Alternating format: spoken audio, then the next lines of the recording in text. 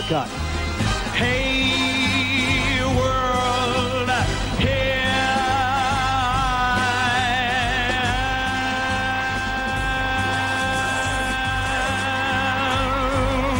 am. Don't tell me not to fly, I've simply got to.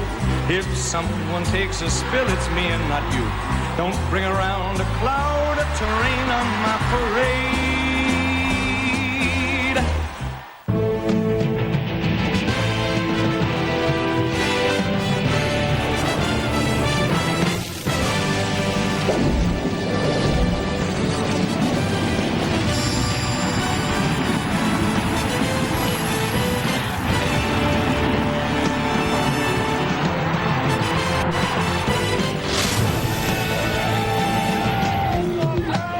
28 times the Steelers and Browns have met here at Three Rivers, and today will be the final meeting at this stadium. And you know what? The Browns probably not all that upset that this stadium will be destructed at the end of the year. They have struggled here through the years. It's Week 8, the NFL on CBS, the Browns and the Steelers. AFC Central standings, Pittsburgh trying to make up some room in the Central, depending upon what happens with Tennessee and Baltimore.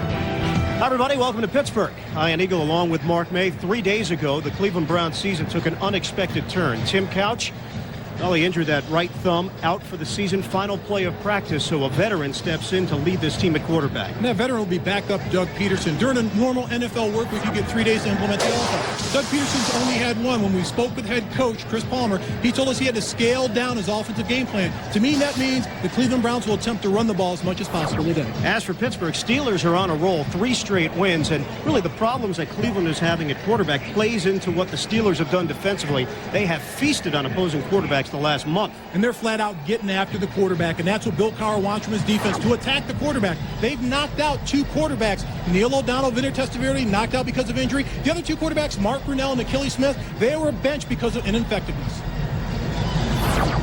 Head coach of the Browns, Chris Palmer, has had success against Pittsburgh, but you know what a season it's been for him and all the injuries. 4 starters offensively out for the year. We'll detail those for you momentarily. And on the other side, Bill Cowher feels that his team is back, playing with the type of attitude that he has expected throughout his 9 seasons as the head coach of the Steelers.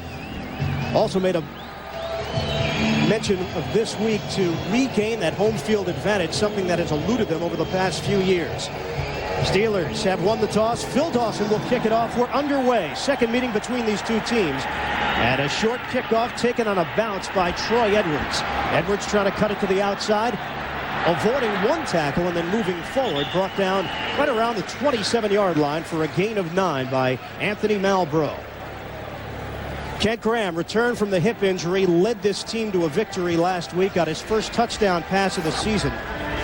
It was a long one to Hines Ward, but let's face it, Ward did most of the work on that pass, breaking tackles. And Graham, the only QB, starting QB in the NFL, not to throw an interception this season. Cowher continues to say there is no quarterback controversy here in Pittsburgh. This is Kent Graham's job. On a pitch, Jerome Bettis looking for his 3rd straight 100-yard game, and not much room to work with as he gains 2 running off tackle. Stalin Collinet making the stop on defense. Offensive line, Larry Tharp remains in there as the starter at right tackle. Marvell Smith is healthy, but Smith is watching from the sidelines. He was burned by Courtney Brown the last time these 2 teams played. Backs and receivers, Chris Fuamatu Ma'afala, replacing John Whitman, who is out for the season with a broken leg. And Ma'afala getting his first NFL start at fullback. On 2nd and 8, hand it off. Bettis trying to sidestep, taking it straight ahead for a pickup of 3, setting up 3rd down. Wally Rayner in on the stop.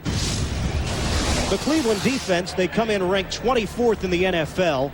McKenzie, Collinet, Roy, and Brown, who had a career day against Pittsburgh with 3 sacks the last time these 2 teams met. Miller, Rayner, and Lanoy Jones stepping in for the injured Raheem Abdullah.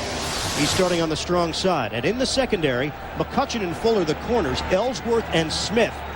They have been shaky at the safety positions, and Chris Palmer told us he may rotate by the 3rd or 4th series of this game, depending upon their performance. A 3 wide out look. Graham short drop, timing pattern to the sideline, fight for the football, and it's taken away by Fuller. Flags down. Hines Ward, the intended receiver. And this is an excellent job by quarterback Kent Graham of putting the ball exactly where his wide receiver needs to get it. You put it behind him when it's tight coverage like that. The play on the ball defensively was an outstanding play, but a nice job of Hines Ward looking at his quarterback and feeling where the ball is supposed to be. A tussle on the sideline, fighting for the football, and the penalty will work against Corey Fuller and the Cleveland Browns. Ed Hockley, our referee, one of the best in the business, and we'll get the official word from him. Pass interference, defense, number 24. The ball is placed at the spot of the ball. The ball returns to Pittsburgh, first down. And Corey Fuller is a very physical corner. He likes to challenge wide receiver. There he is, the stiff arm, the bar arm across the body. And he knows at that point if the ball's thrown in that direction, that's going to be a penalty on him. But he likes to get physical from play one to set the tone for the wide receivers on the outside. It's going to be a long, physical afternoon. So a first down for the Steelers. Line of scrimmage just shy of the 45. Double tight end set with Bruner and Geeson. Graham looking to throw it. Floats it upstairs. And incomplete. Troy Edwards on the sideline. One-on-one coverage with Dalen McCutcheon. And for Kent Graham, that's what you want to do against his defense. He's throwing the ball deep, stretching the defense, letting the Cleveland Browns know, hey, everyone knows Jerome Bettis is going to touch the ball 20 to 30 times this game. But now you've got the respect out of the linebackers and secondary that he will try to throw the ball deep against the defense. And something Bill Cowher has talked about, trying to establish that passing game. Everybody in this league knows that Pittsburgh is looking to run the football more often than not. And Cowher has told us, in order for this team to be a legitimate playoff team, they have to have some semblance of a passing game. Fuamatu Ma'afala goes wide to the top of your screen. Here's Graham. Fires to the sideline, up in the air, and nearly picked off.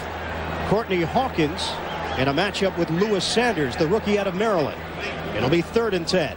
And this isn't a good decision by Kent Graham. He's trying to force the ball along. I understand it. He could drop the ball off to Jerome Bettis and pick up 8 or 10 yards. All he has to do is dump it off. Here he's trying to force the ball into one-on-one coverage, and the ball's thrown to the inside. Lewis Sanders has excellent position on the play. You don't want to throw that pass. Throw that ball away. That's taking a chance and trying to throw the ball in there. And Chris Palmer continues to find a way to get Lewis Sanders on the field. He's been a very impressive rookie 4th-round pick. A dime package for the Browns now on a 3rd and 10. From the 45, shotgun for Graham. As the time steps up, rainbows one to the outside and over the outstretched arm of Richard Huntley. Incomplete. And the Steelers forced to punt.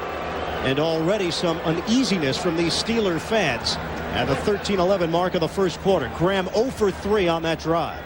And Courtney Brown's one heck of a player. Mike Shanahan, the head coach of the Denver Broncos, said last week, look at him dropping the coverage, that this is the best #1 pick he's seen since 1984. And Courtney Brown dropping off into coverage, covering a back out of the backfield, Richard Huntley. What do you expect from a #1 defensive end that's got enough speed and athleticism to get back and cover away? Josh Miller last week set a Steeler team record with 12 punts. Dennis Northcutt, the deep man, takes it at the 13. Northcutt trying to break a tackle. And he is stacked up shy of the 30-yard line by Huntley. A 43-yard punt, 7-yard return. We'll see Doug Peterson lead this football team when we come back. Pittsburgh no score with 12:59 to play in the first. Feels like September in the Steel City. At 65, 66 degrees. Sunshine on just a portion of the field. And Cleveland with its first possession of 1st and 10. At the 20-yard line, a double tight end set to open up with Aaron Shea and Mark Campbell. Handed off, Travis Prentice, the rookie running back from Miami, Ohio, stepping in for the injured Eric Rett, and he picks up 3 yards. Doug Peterson, the starter last year for the Philadelphia Eagles for 9 games. He went 2-7, and then Donovan McNabb got the job full-time. Really been more of a journeyman QB throughout his career with the Dolphins and the Green Bay Packers. And Doug Peterson went 4 consecutive years, 94 through 97, without attempting an NFL. On a 2nd and 7, Peterson falls down. Prentice looking for some blockers. Tried to cut it to the outside, and he is bottled up. Jason Gilden, first man there. And we'll give him a gain of 1. Offensive line, Obit, Thundren, Wolabaugh, Lindsey, and Zahersky. Skill position players for the Browns. Dennis Northcutt getting his first official start because of the injury to David Patton. And Chris Palmer, the adjustments he has had to make because of the injury to Couch. Here's Peterson, first attempt. It's Prentice, little shake and bake move, but not nearly enough for the first down. Levon Kirkland and Chad Scott were able to sniff it out after a gain of 3 off the swing pass.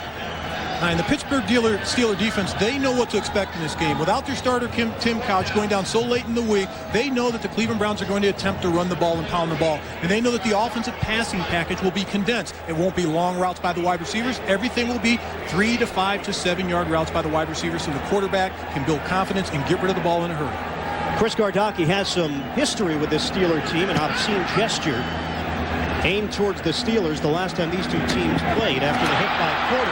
And a fumble. Hank Poteet couldn't hold on to the football, but the Steelers do get it back.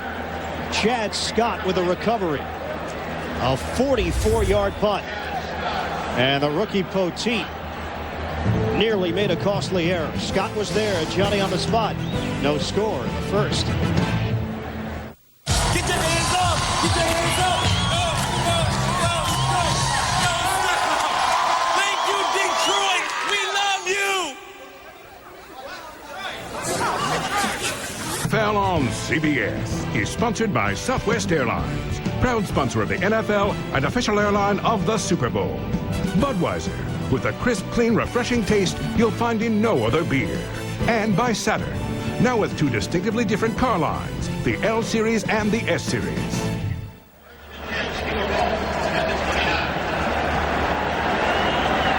In the first quarter, no score. The Browns and the Steelers, and Pittsburgh with a 1st and 10 at their own 29-yard line.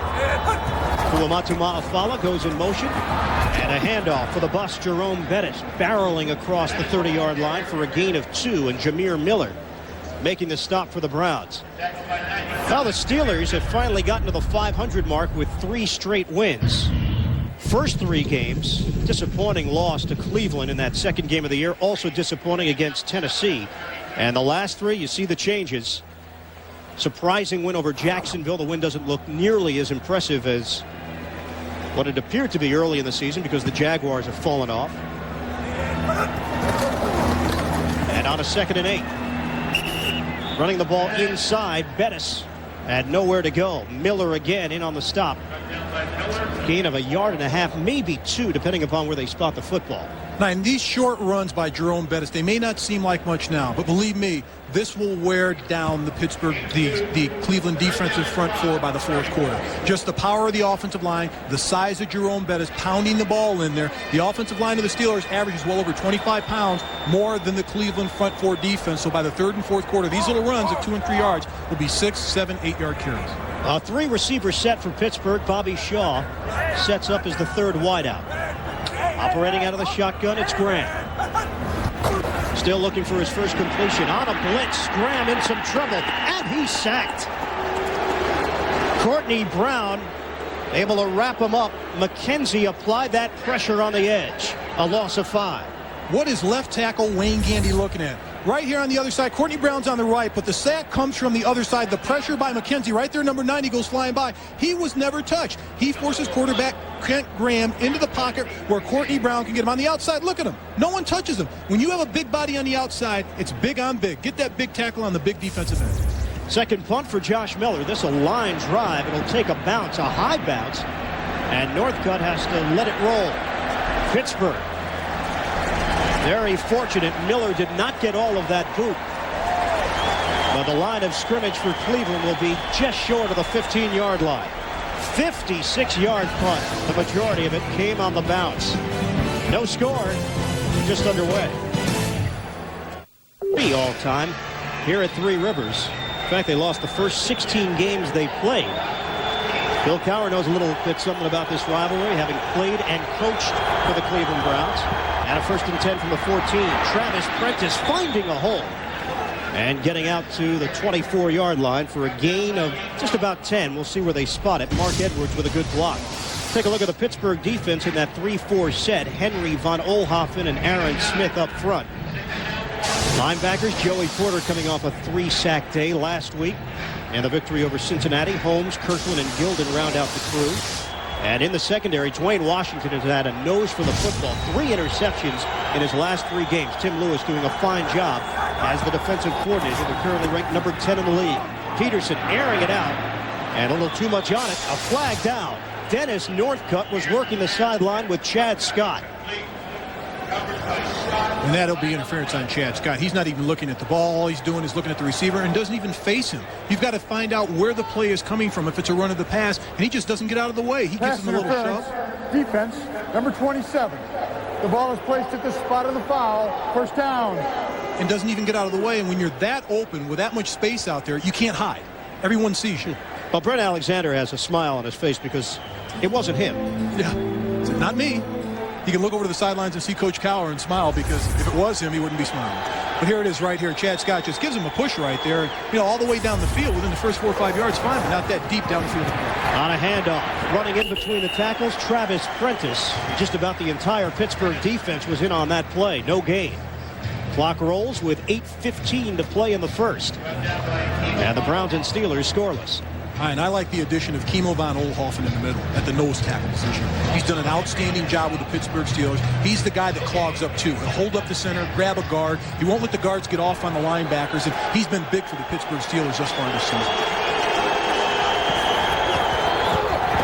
On second down, once again the Pittsburgh defense ready for Prentice. This time Earl Holmes leading the charge and no gain. Injuries for the Cleveland Browns, and they're piling up. Starters on this offensive unit. Couch, the broken thumb, out for the year. Jawan Dawson, the rookie, was playing well. Injured clavicle, out for the season. Jim Pine, one of the leaders offensively. Right knee and Eric Rhett in a game that we saw against Baltimore, going against his former team. A phantom injury, and Rhett will miss the remainder of the season. Dime package for Pittsburgh. Peterson trying to break loose, and he's forced down by Gilden. He got it out to the 34-yard line and picked up 2, so no sack on the play. Well, the Pittsburgh defense very much prepared. And they do it with 4 rushers. Porter on the outside, Gilden on the other side, pressure in the middle. Right here, Gilden comes up with a tackle, but only 4 rushers can get to the quarterback. That's big. When you can drop 7 into coverage, that puts a lot of pressure on your quarterback. Here's Chris Gardocki. Does not have a blemish on his punting record in terms of blocks. Hank Poteet, second in the AFC, over 14 yards of return.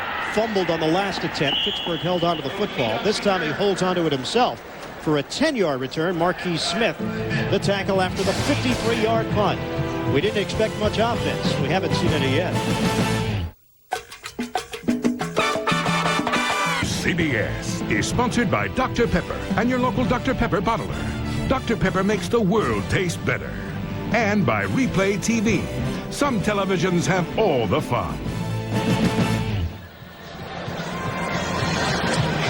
One of America's most enduring corporate images, the Goodyear blimp floating overhead, providing our aerial views for today's game. The Spirit of Goodyear is one of 6 airships in the Goodyear blimp fleet. And I'm hoping we can get a picture of Mark May's college dorm room a little bit later. We'll find it here in the city of Pittsburgh. The palatial estate. Palatial? Yes. That's the adjective you're going with. 6.5 to play in the first. Off play action. Kent Graham throwing. Too high for Hines Ward. That one floated out of his hands. He had Ward wide open. For Kent Graham, we talked about his hip injury earlier, and he said that he's having problems pushing off and throwing the ball and putting it where he wants to, but he's just not in sync. Wide open is Hines Ward on this play. If he throws the ball where it needs to be, it's a first down on the play. But here's the situation. The Steelers, you've got Jerome Bettis. Pound the football. Let the defense come to you. Get the respect out of the defense. Right now, Cleveland's starting to gain momentum and believing in themselves. Well, you see they shy away from the run just a little bit when Graham is in there as compared to Cordell Stewart. They'll go with the run right here. Stutter step, Bettis. Straight up the middle for a gain of 5, and Marquise Smith with the tackle. And Jerome Bettis has just passed 9,000 rushing yards for his career, the 15th player to accomplish that feat in NFL history. And he's had a spectacular career. And you look at Jerome Bettis, and coming out of college as a fullback out of Notre Dame, 250, maybe 270 pounds at times. He won't admit to that, but with his quick feet, his elusiveness, and his power between the tackles to gain that many yards in such a short span of his career is just phenomenal. Hall of Famer, you think? I think so. I think if he continues at this rate the next 2 or 3 years, without a doubt. On a 3rd and 5, under 6 minutes to play in the first. Graham still looking for his first completion. There it is, on the crossing route to Troy Edwards. And he's forced out of bounds. Will it be enough for the first down? Very, very close. And Edwards getting into it on the sidelines. We'll see if they give him forward progress. Well, Kent Graham hangs in the pocket. Here comes the blitz. It's a safety blitz from Marquis Smith. Kent Graham knows he's going to get hit because that's his man. Hot read, get rid of the ball in a hurry. He does it. They read the defensive coverage. Troy Edwards runs the slant pattern. He gets him the ball close to the first down. But I'll tell you what, that's a great job of reading your quarterback. And Kent Graham standing in the pocket knowing he's going to take a hit. So Fuller doing a good job riding him out of bounds and preventing a new set of downs for Pittsburgh to work with. Miller and Northcutt, get used to those names. Miller leans into this one. Here's Northcutt angling to the sideline, and Miller kicked it out of bounds. Pittsburgh and Cleveland scoreless in the first.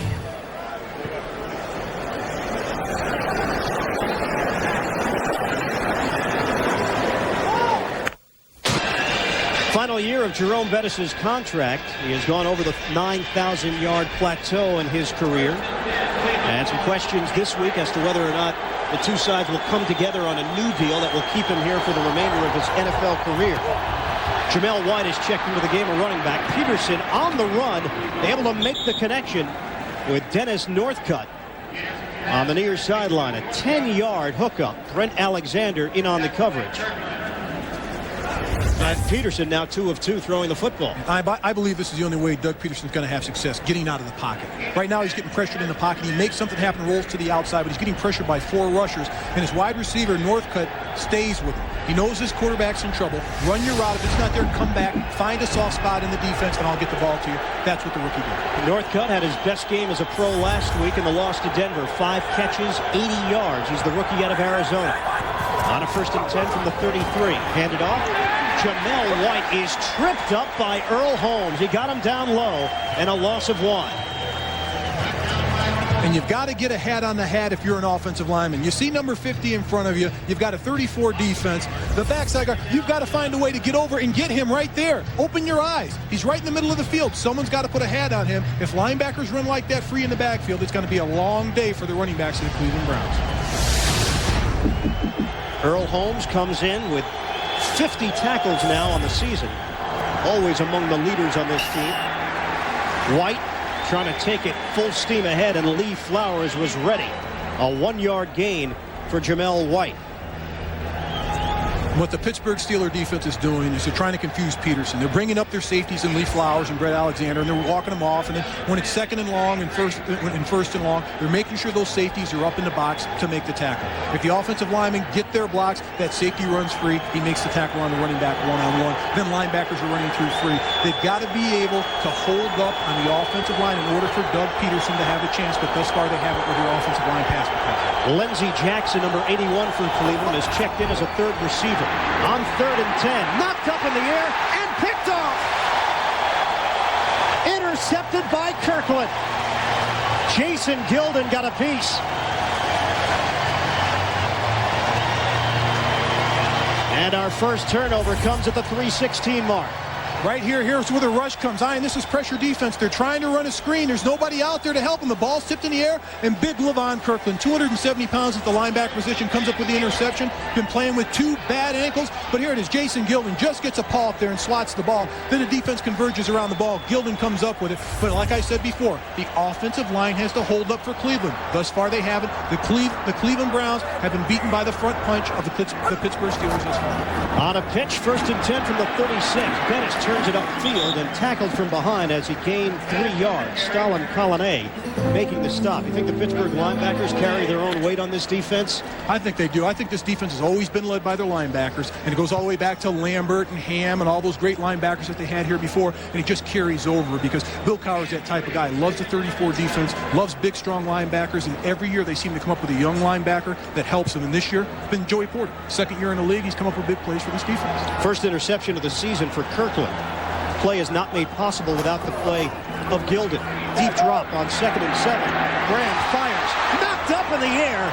And very fortunate that wasn't picked off. Mark Bruner could not bring it in cleanly. Jameer Miller, the linebacker, had the coverage. Incomplete. And I think Kent Graham's forcing it.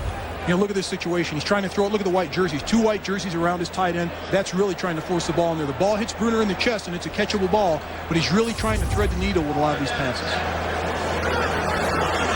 Kent Graham now 1 of 6, 4 yards. Bruner has not been a big part of the passing offense. Has 1 catch in each of the last 5 games. And a 4-receiver look on a 3rd and 7. And Cleveland takes a timeout. Browns did not like what they saw out of the Pittsburgh offense. They'll talk about it. 2:35 remaining here in the first. Constructed here in Pittsburgh, adjacent to Three Rivers. They've already wrapped up the baseball season. The Pirates have played their final game at this venue, and the Steelers will wrap things up here in the year 2000, then they'll tear it down. 3rd and 7. Here's Graham stepping up, throwing underneath, and a smack. Earl Little applied it to Bobby Shaw. They needed 7, they got 6. Only a 4-man rush by the Cleveland Browns up front. Kent Graham gets set, throws the ball where he wants to throw it, but Bobby Shaw has to run a deeper route for the Steelers to pick up the first down. Chris Brown comes onto the field. He is connected on all 8 field goal attempts in his career against the Cleveland Browns. This will be a 44-yarder, and it would go down as his longest field goal of the year. Kent Graham, the holder. Mike Schnepp will snap it. Brown trying to get the Steelers on the board, and he does. A 3-0 Pittsburgh lead. Longest field goal of the season for Chris Brown, 44 yards. And it comes at the 150 mark of the first quarter. They score off the turnover. And that's a chip shot for Chris Brown. Before the game, I was out there watching him warm up. He was hitting them as deep as 55 yards with ease. So Pittsburgh able to strike first. Graham, I'm sure, not thrilled with the drive. Had an opportunity to get the ball to Bruner, who could not hold on in double coverage. Pittsburgh has outscored their opponents coming into this game 59-16 during this 3-game winning streak. And they're looking for their first 4-game winning streak since the 1997 season. Passing game has not been there, though. Just 2 of 7 for Graham. No, neither has the running game been there for the Pittsburgh Steelers. And if you look at this offense right now, they're struggling, and it's early in this game. But for Kent Graham, he just has to settle down. He's trying to force the long ball. And I think against this defense, when you've got a Jerome Bettis, just take what the defense gives you. When they come up to force the short stuff, then go long and go after the defense. Chris Brown, after connecting on his 10th field goal of the season, now has 40 points. We'll kick it off for Pittsburgh. Jamel White, the deep man, along with Lindsey Jackson. This will be White from the 6. The rookie Jamel White finds an opening and walks the tightrope on the sideline. Bill Cowher said he was out of bounds, and a flag comes down right around the 36-yard line. And this one will come back, at the very least, because he stepped out of bounds, and maybe because of a penalty.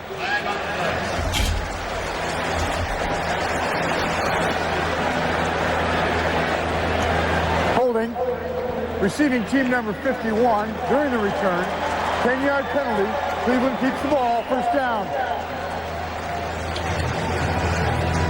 Well, coming up Friday on CBS, if you think you already know The Fugitive, you ain't seen nothing yet. Tim Daly stars in an all-new episode of the new hit drama, The Fugitive, Friday at 8, 7 Central, right here on CBS. Three River Stadium, the site. Final meeting ever for the Browns and the Steelers at this stadium. And a handoff to Travis Prentice to open up this drive for the Cleveland Browns offense. Line of scrimmage, the 23, maybe a gain of 1. Earl Holmes involved in the stop. You talk about the injuries they've had offensively, Cleveland, and it's not only losing skill position players, it's losing leaders on your offense.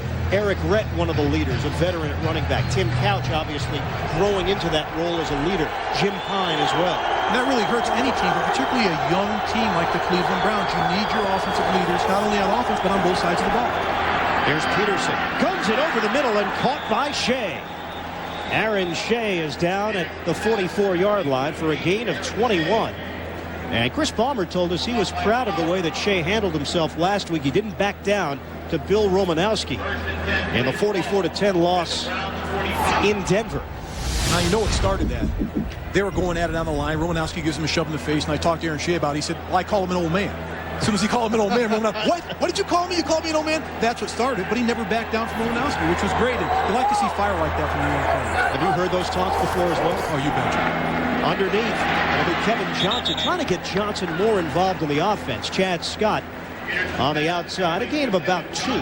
Johnson last week finally broke through with an 8-reception, 60-yard performance against Denver. Shea had 6 catches and 76 yards in that loss. And that's one other thing that Chris Palmer told us. He was so happy with the development of Tim Couch year 1 to year 2, understanding defenses, making the right reads. The coach basically said he's the real deal. And I think he is. And I think when you go from a 51 completion percentage passer to 64, that really shows progression. A major jump. Peterson had a 0% chance to complete that one to the sideline. Nobody there. Kevin Johnson with a miscommunication. And that will be the final play of the first quarter. Pittsburgh leading Cleveland 3-0. Will return after this message. Guess you'd call that the bus head? I wish I had the rice to that hat when I was playing. They had a bunch of bucket heads when I was playing. Anything to make a buck, huh? Always. Peterson on 3rd down, thrown to the sideline as we start playing the second quarter. Incomplete. Kevin Johnson, the intended target, in a matchup with Chad Scott. And the Browns are forced to punt. Ian Eagle, Mark May, our entire CBS crew with you from Pittsburgh. Steelers looking for their 4th consecutive win, and Doug Peterson making his first start in a Cleveland uniform, replacing the injured Tim Couch, out for the year. He had surgery performed on his broken right thumb yesterday. Just a freak injury at the end of practice. Courtney Hawkins now waiting for the punt. Gardocki is 3rd punt of the day. Here's Hawkins from the 7. Trying to cut it to the outside, now double back. And he is stacked up at the 15-yard line. 45-yard punt, 8-yard return, and Marty Moore with the tackle on special teams. Bill Cowher's club with a 3-0 lead over Cleveland. Injury update for the Cleveland defense. Lenoy Jones, who was getting the start for the injured Raheem Abdullah, is now injured himself. Out with a hamstring injury, not expected to return, so Marty Moore, the former Patriot, has stepped in to play linebacker. And Pittsburgh with a 1st and 10 at the 17-yard line. On the draw for Betts. Wheeling his way to the center of the field, Lewis Sanders with a stop. The penalty on the play after the gain of 3.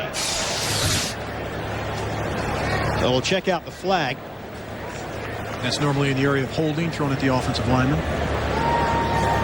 Holding, offense, number 45. Half the distance to the goal.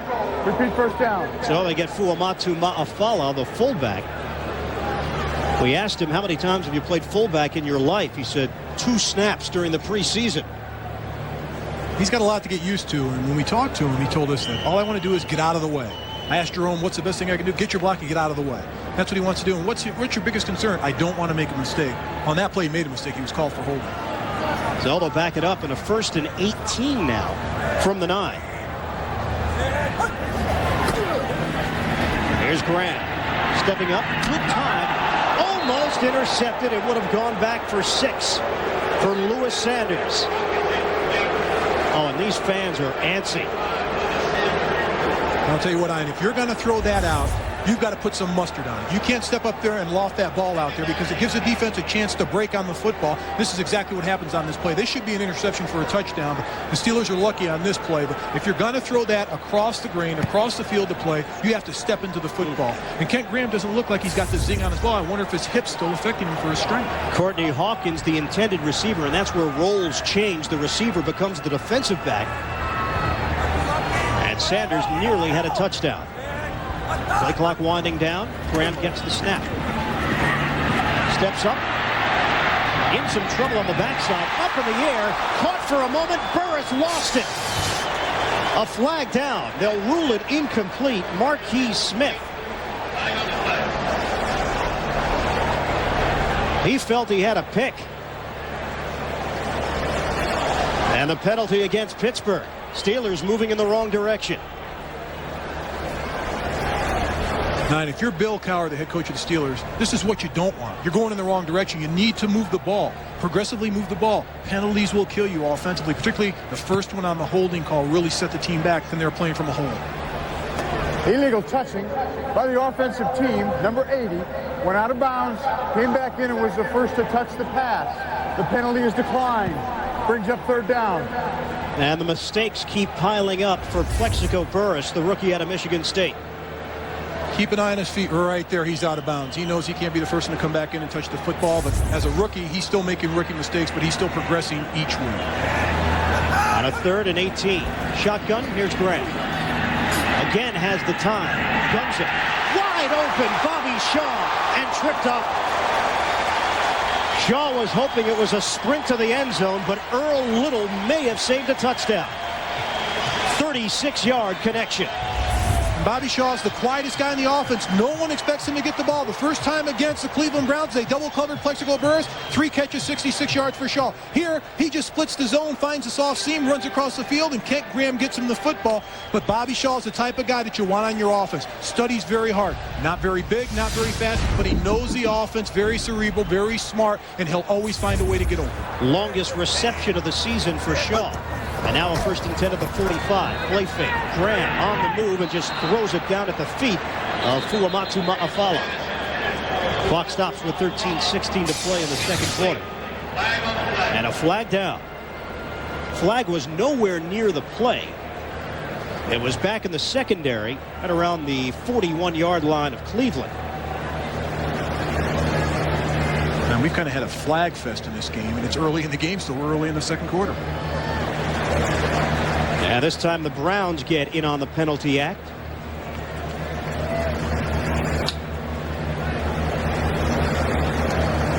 Too many men on the field. Defense, 5-yard penalty. Repeat first down. So a mistake for Chris Palmer's team, a young team. And that's one thing if you look at the defense. If there's 12 men out there, there's 12 men on the field. When they call too many men on the field, they were going to have to go back and look and count these up. It'll be a 1st and 5 now at midfield, 50-yard line of scrimmage. 2 tight end formation. On first down, Bettis gets the call. Bangs off a tackle, trying to cut it to the outside and forced out of bounds by Percy Ellsworth. Gain of 1. Time to get an NFL Today update. We head to New York and Jim Nantz. And worth noting, earlier today with this run right here from 41 yards out, Corey Dillon broke the legendary Walter Payton single-game NFL rushing mark of 275 yards. Beats it by 3. 278, the all-time mark as Dillon leads the Bengals to their first win of the season. Let's go back to Ian and Mark. And yes, that is a shocker. Cincinnati getting the victory. Finally getting their first of the year. Here's Grant. Through the hands of Jerome Bettis, incomplete. It'll set up 3rd and 4. Wally Rayner had the coverage, middle of the field. And Jerome Bettis has pretty good hands as a receiver. He chips on a defensive lineman, that's great, but when the ball's thrown to you, you got to catch it. It's thrown a little bit behind him and a little high, but Jerome's got pretty solid hands. He should catch that ball. Kent Graham is now 3 of 11 throwing the football for just 46 yards.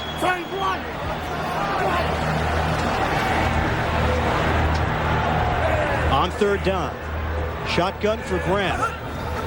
Browns stack the line of scrimmage, come on a blitz. Graham steps up in the pocket, throws, and an errant pass to Troy Edwards. And the boos raining down once again from these Steelers fans. Let's get another update. Back to Jim Nantz.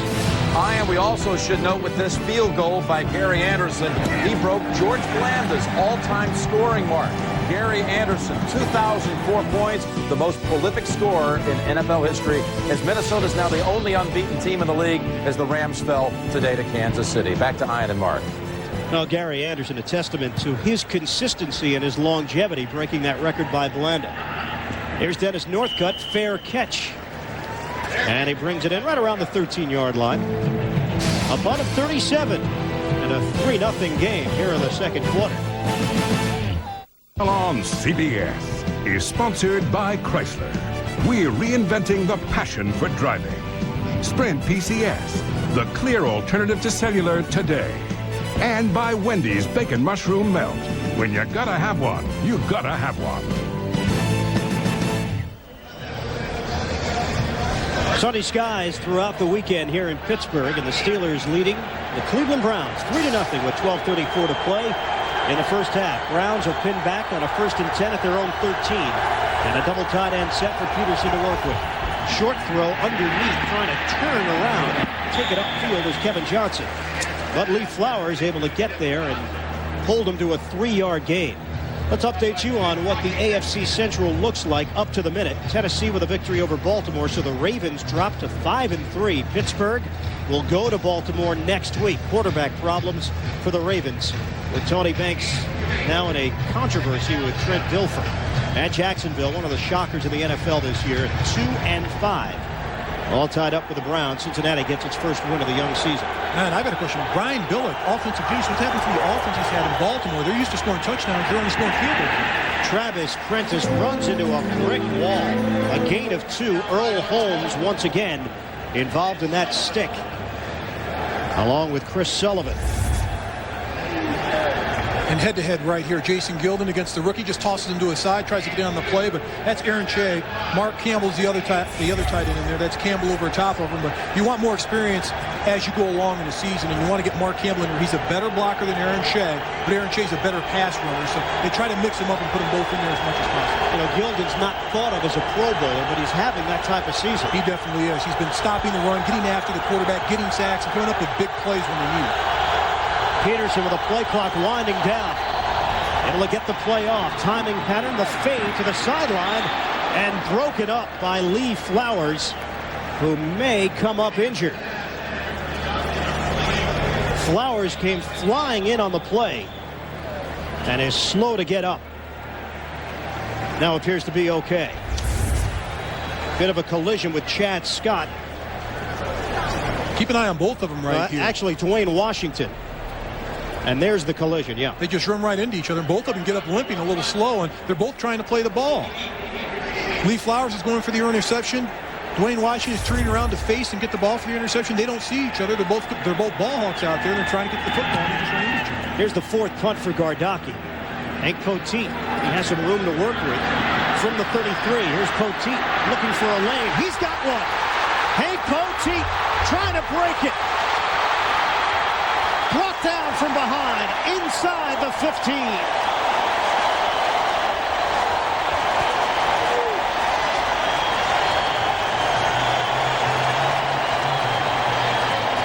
Jeremy Tooman with a block. Anthony Malbrough made the stop on special teams. 54-yard return for Poteet. And keep an eye on Poteet. Watch number 84. He's going to come from this side of your screen. He's going to level a linebacker from the Cleveland Browns. Right there, you just see him get knocked away. But Poteet stays in the wedge. Now it's time to make something happen. You turn on your jets. Pick up as much as you can. You've already gotten through the main tacklers of the Cleveland coverage team. But a great job of setting it up by the special teams coach, Jay Hayes, of getting his guys on the right page. Cordell Stewart in the game for Pittsburgh, and a handoff for Bettis straight up the middle. Marty Moore making the stop, and there is Cordell. But a smart job by the return team of the Pittsburgh Steelers. They're one of the best in the AFC, setting it up right here, following the wedge. Look at the blocking right there by the Pittsburgh Steelers return team. But a smart job by Poteet following his blockers. Then you see the open area, hit it and make something happen and turn on the Jets. That's exactly what he does. A gain of 4 for Bettis on first down, and now Stewart under center on a 2nd and 6. Handed off once again, Bettis. The Cleveland defense came rushing in the direction of the bus, including Jameer Miller and Marty Moore. What about Stewart in this role in the red zone? And not only in the red zone, here's where he runs the option, runs down the line of scrimmage. If he sees it's there, he's going to keep the ball and run it in for a touchdown. But he puts an added dimension to the offense, pressure on the defense with his speed, his ability to attract defenders. If he rolls out of the pocket, it opens up seams for the offense. And for Cordell Stewart, this is a key role for him. And I think that the Steelers have to use him more in this role, not just in the red area, but in the open field. Keith McKenzie of the Browns told us flat out, we'd rather play against Graham than Stewart. On the fake, Here's Cordell throwing to the end zone. Knocked away. Corey Fuller in on the coverage. Hines Ward, the intended receiver, and a flag down. Personal foul against the Cleveland Browns. But here's the route. Hines Ward coming back for the football. Good play by Corey Fuller. That's not the personal foul. It's on quarterback Cordell Stewart. Personal foul, roughing the passer. Defense, number 92. Blow to the head of the quarterback. Half the distance to the goal. Automatic first down. Now you talk about rookie mistakes. Courtney Brown a bit overzealous, and it costs his team in the red zone. And you can't go for the head of the quarterback. He's a protected species right here. Cordell Stewart steps up. Look at the head of Courtney Brown. You can't lower your head like that and drill the quarterback. Watch when he puts the crown of his helmet down right there, right into Cordell Stewart's side area. Stewart was able to unload before the impact, and it sets up 1st and goal at the 5. Here's Bettis spinning forward, and he picks up a few. Call it a 3-yard gain. Courtney Brown involved in the stop as the Steelers inch closer and closer to the goal line, trying to extend their lead. One thing about the Cleveland Browns defense, they're making the Steelers offense earn it. Here's a situation where Jerome Bettis usually barrels into the end zone and untouched or unscathed or runs someone over, but the Cleveland Browns defense is sticking in there. They're making the Steelers earn every inch down in the red area. It's a difficult place to get yardage. You got a bunch of bodies condensed in a small area. 9 times out of 10 inside the 5, you're going to run the football. Steelers were making personnel changes, and they're forced to use a timeout. They couldn't get the right players on the field at the right time. We'll step aside in a 3-0 Pittsburgh lead. Kevin Gilbride, offensive coordinator for the Steelers, pushing the buttons inside the 5 with Cordell Stewart now at the helm. And it's almost dealer's choice for Kevin Gilbride here. Inside the 5, second and short, you can run it. You've got your power offense in, your jumbo 3 tight ends. Power the football in there with Jerome Bettis. On 2nd and goal, play action. Stewart forced to run. Cordell Stewart with a juke move and a flag down. Dalen McCutcheon with a stop. That'll go down as a sack. It was a loss on the play if the play stands. Keith McKenzie among those applying pressure in the backfield.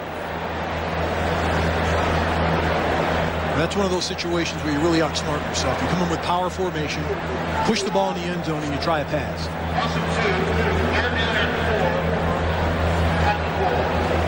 Well, no flag on the play. So this will be 3rd and goal from the 4.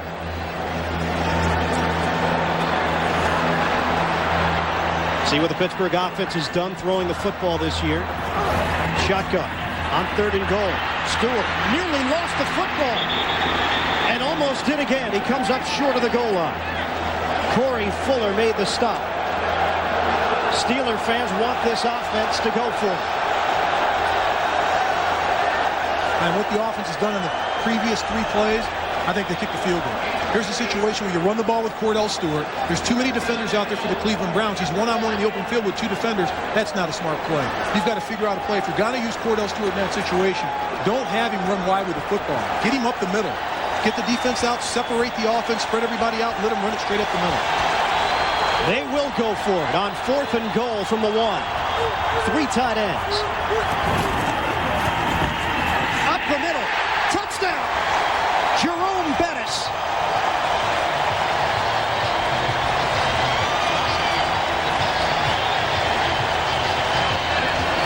They took a gamble on 4th down, and they've got a touchdown to show for it. Now that's Pittsburgh Steeler offense. If they did that the previous couple of plays, they would have been in the end zone earlier instead of having to gamble on 4th down, but just power football. Dermontti Dawson right up the gut. Following your center is Jerome Bettis. That's the way you're supposed to punch it in on goal line situations. You got a 250-pound runner, give him the ball. Chris Brown tacks on the extra point, and the Steelers take a 10-0 lead. 7:41 to play until halftime. 6-play, 12-yard drive.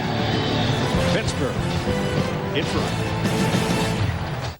On CBS is sponsored by Nextel, how business gets done. And by E-Trade, it's your money.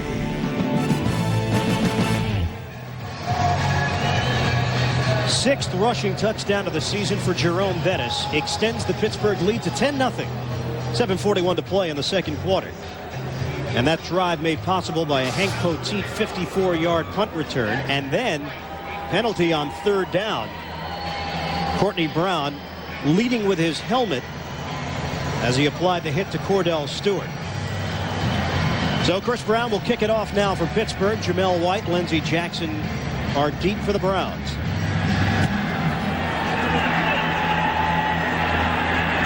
Here's Jamel White from the 5. Running into a crowd and brought down at the 25-yard line.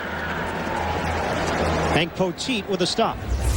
Taking a look, watch Tharp right here. Watch the offensive line. They get buried in the backfield. You're supposed to go this way, not backwards, but Jerome Bettis finds a crease. You're supposed to push the defense back. Well, the defense pushes the offense back. Look at Holland, 73, pushing Tilsky back. Tharp doesn't get a great block, but he holds on long enough, allowing Jerome Bettis to find the seam to get to the end zone.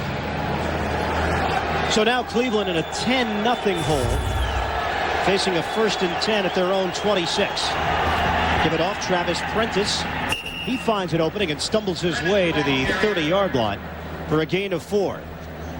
We head back to New York right now. An NFL Today update. And Jim Nance. Thank you, Ian. And let me show you a combination that has worked twice already for the Raiders today. Gannon and Tim Brown.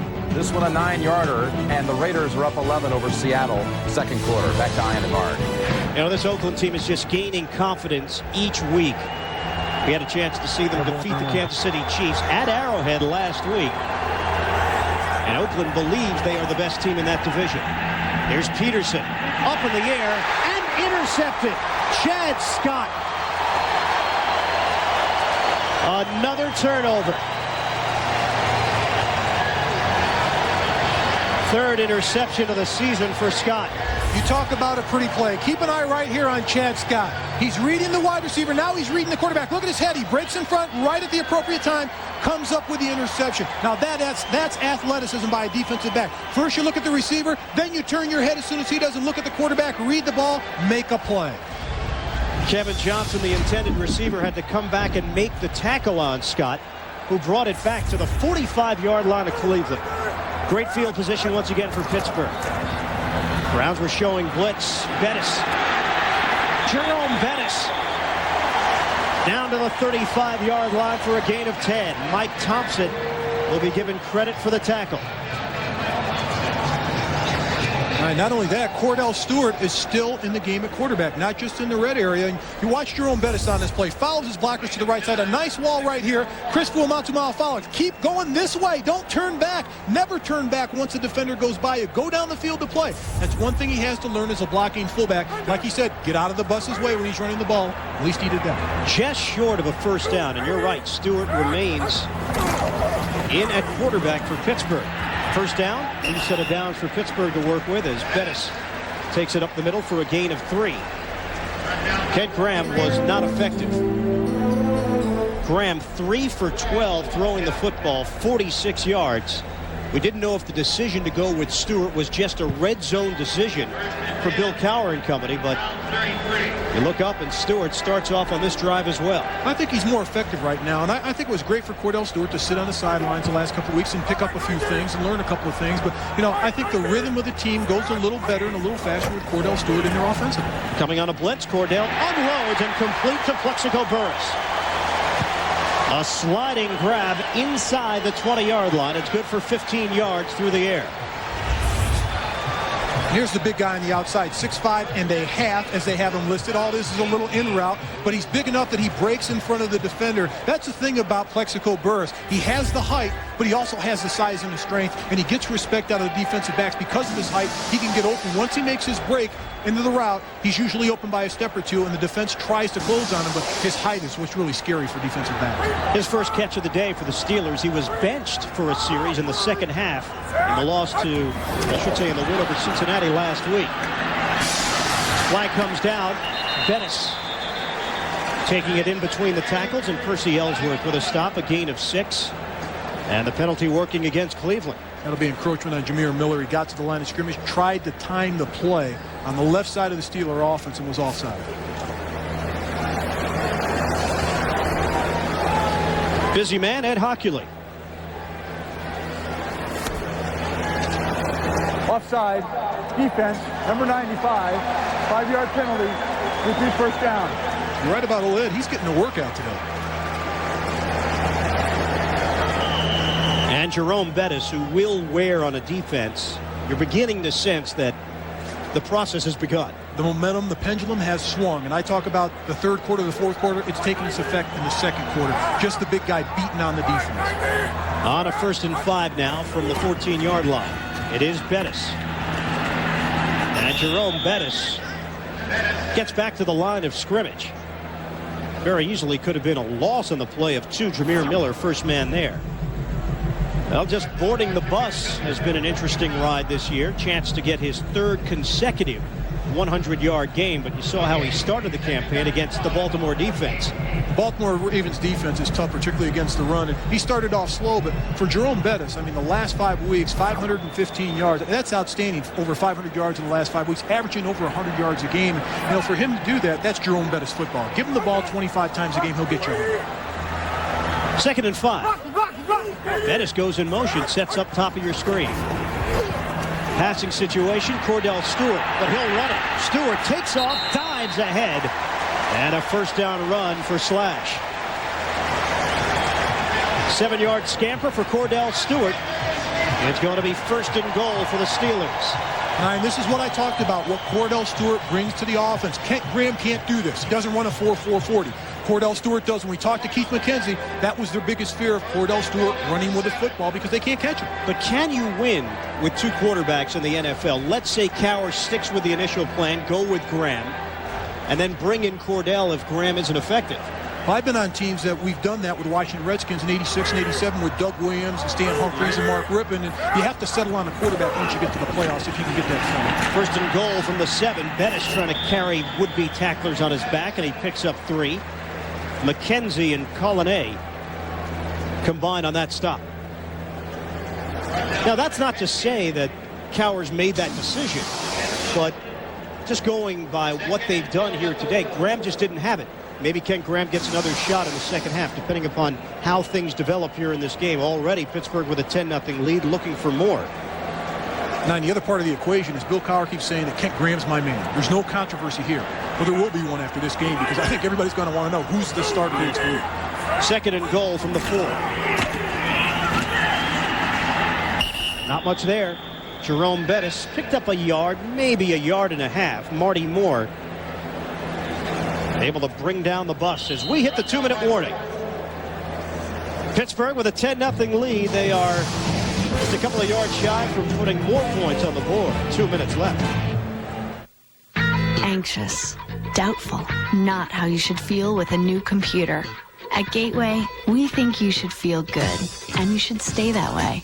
Call 1-800-GATEWAY, and for less than $23 a month, get a Gateway Essential PC with an Intel Celeron processor, a year of America Online, preloaded software, basic 24/7 tech support, even free technology clinics.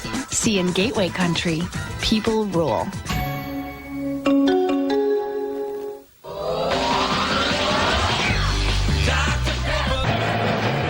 Goodyear Tire and Rubber Company has dispatched its Ohio-based blimp Spirit of Goodyear to provide aerial views of today's game. Goodyear blimps have been appearing over sporting events since 1925. And we're happy to have them with us here this afternoon in Pittsburgh. 2 minutes to play, first half. Pittsburgh 10, Cleveland nothing. And a 3rd and goal for the Steelers offense at the Browns 2. Cordell Stewart getting an opportunity. Bettis scored a touchdown on the Steelers' last drive. Here come the Browns defensively. Stewart unable to unload it. And the Browns felt it was a fumble, not a pass. And the officials may agree with them. Jameer Miller covering up. Will they review that? The ball was fumbled into the end zone and recovered by Cleveland for a touchback. Wow. For Cordell Stewart, if you're going to drop 3 steps and throw the fade, you've got to get rid of the football. We're going to keep an eye on his arm. If his arm is moving forward, it's a forward pass. If not, it's a fumble. That ball's knocked out of there. That is a fumble. Orpheus Roy was the man that did it. Now, this is reviewable not by the coaches, but by the officiating crew upstairs taking a look at it. Now, you know what the opinion would be here at Three Rivers, and you hear it in the background. They just saw it on the big screen. But it's very... Watch his arm. To me, it looks like the ball's out of there before it's going forward, and that's key right there.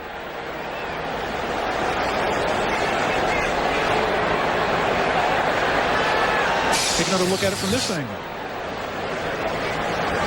That's close. That is so close. Hit as he throws. Did he finish that motion? Yep, that is so close. It looks like it was knocked out. I think they'll stay with the call.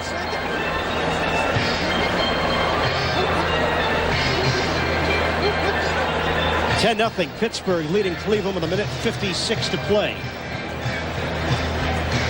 In the second quarter, Steelers were on the verge of putting more points on the board. And this is under review. Ed Hockley checking it out on the sideline. Keep an eye on his right arm. Orpheus Roy has a hold of his arm. It's right on the point where he's going forward with the arm, and the ball's coming out. That becomes judgment call at this point. Usually when it's a judgment call, it stays as it's ruled on the field. I tell you, at the live look, as we were watching it live, I thought it was a pass. That was my initial... everybody in the stadium thought it was a pass as well. The Browns, a heads-up play to go back and recover the football. Absolutely. Just in case the officials saw it differently.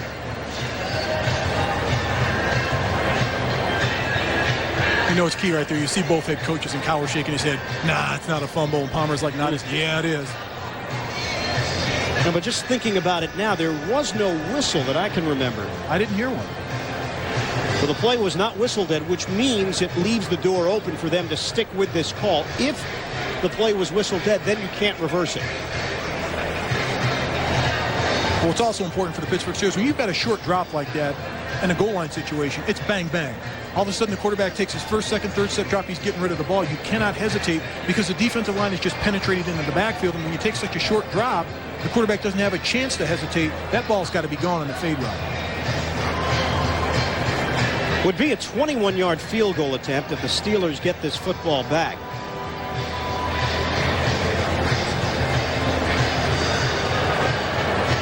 And some confusion now as to what the call is going to be. We take another look at Cordell Stewart. After reviewing the play, the quarterback's arm started forward with the ball still in it. Therefore, the pass is incomplete. There you go. It brings up fourth down. The ball is at the 2-yard line. The clock should read 1:57. But it's the arm motion 1:57 on the clock of the quarterback going forward, and I think it's very close. I think when you watch his arm and where it's hitting the ball comes out, right there, it's almost right on the money.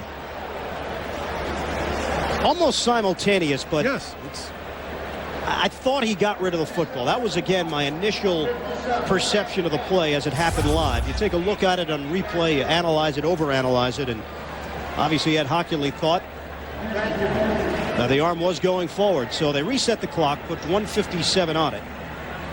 This will be a 20-yard field goal attempt for Chris Brown. He puts it through, splitting the uprights, and the Steelers now have a 13-0 lead. No fumble. Steelers get 3 points out of it. NASDAQ.com halftime report. Join Jim, Mike, and Jerry for all the scores and highlights. That's coming up on the NASDAQ.com halftime report. Week 8 in the NFL, and pretty much a wild week. Yeah, you had some teams surprise NFL fans around the country. Well, Kansas City, that explosion is the one big surprise. And Dallas putting up a lot of points this week. Yep. They haven't been able to score. Cincinnati getting its first win. But I'll tell you what, if you look at Cincinnati, that team's been playing better since they changed head coaches. The last couple of weeks, they have been in games. They've been putting points on the board. And Dick LeBeau's done an outstanding job, I think, in turning that team around in a short period of time. Indianapolis and Minnesota both winning and come-from-behind efforts. Because early on, it looked like both of those teams were in some trouble. Seems like every season there's one of those weekends, sometimes two, where the exact opposite happens. A favorite will go someplace and they'll roll their helmets out on the field, and the underdog will come back and just knock them off, and they'll play well. And, every week, you can never roll your helmet out on the football field. You have to go out and play all 4 quarters. Here's Lindsey Jackson from the 6. Jackson hurdling and a flag down. Jackson took a hit at the 20-yard line. Hines Ward, a 14-yard return. But as mentioned, a penalty marker.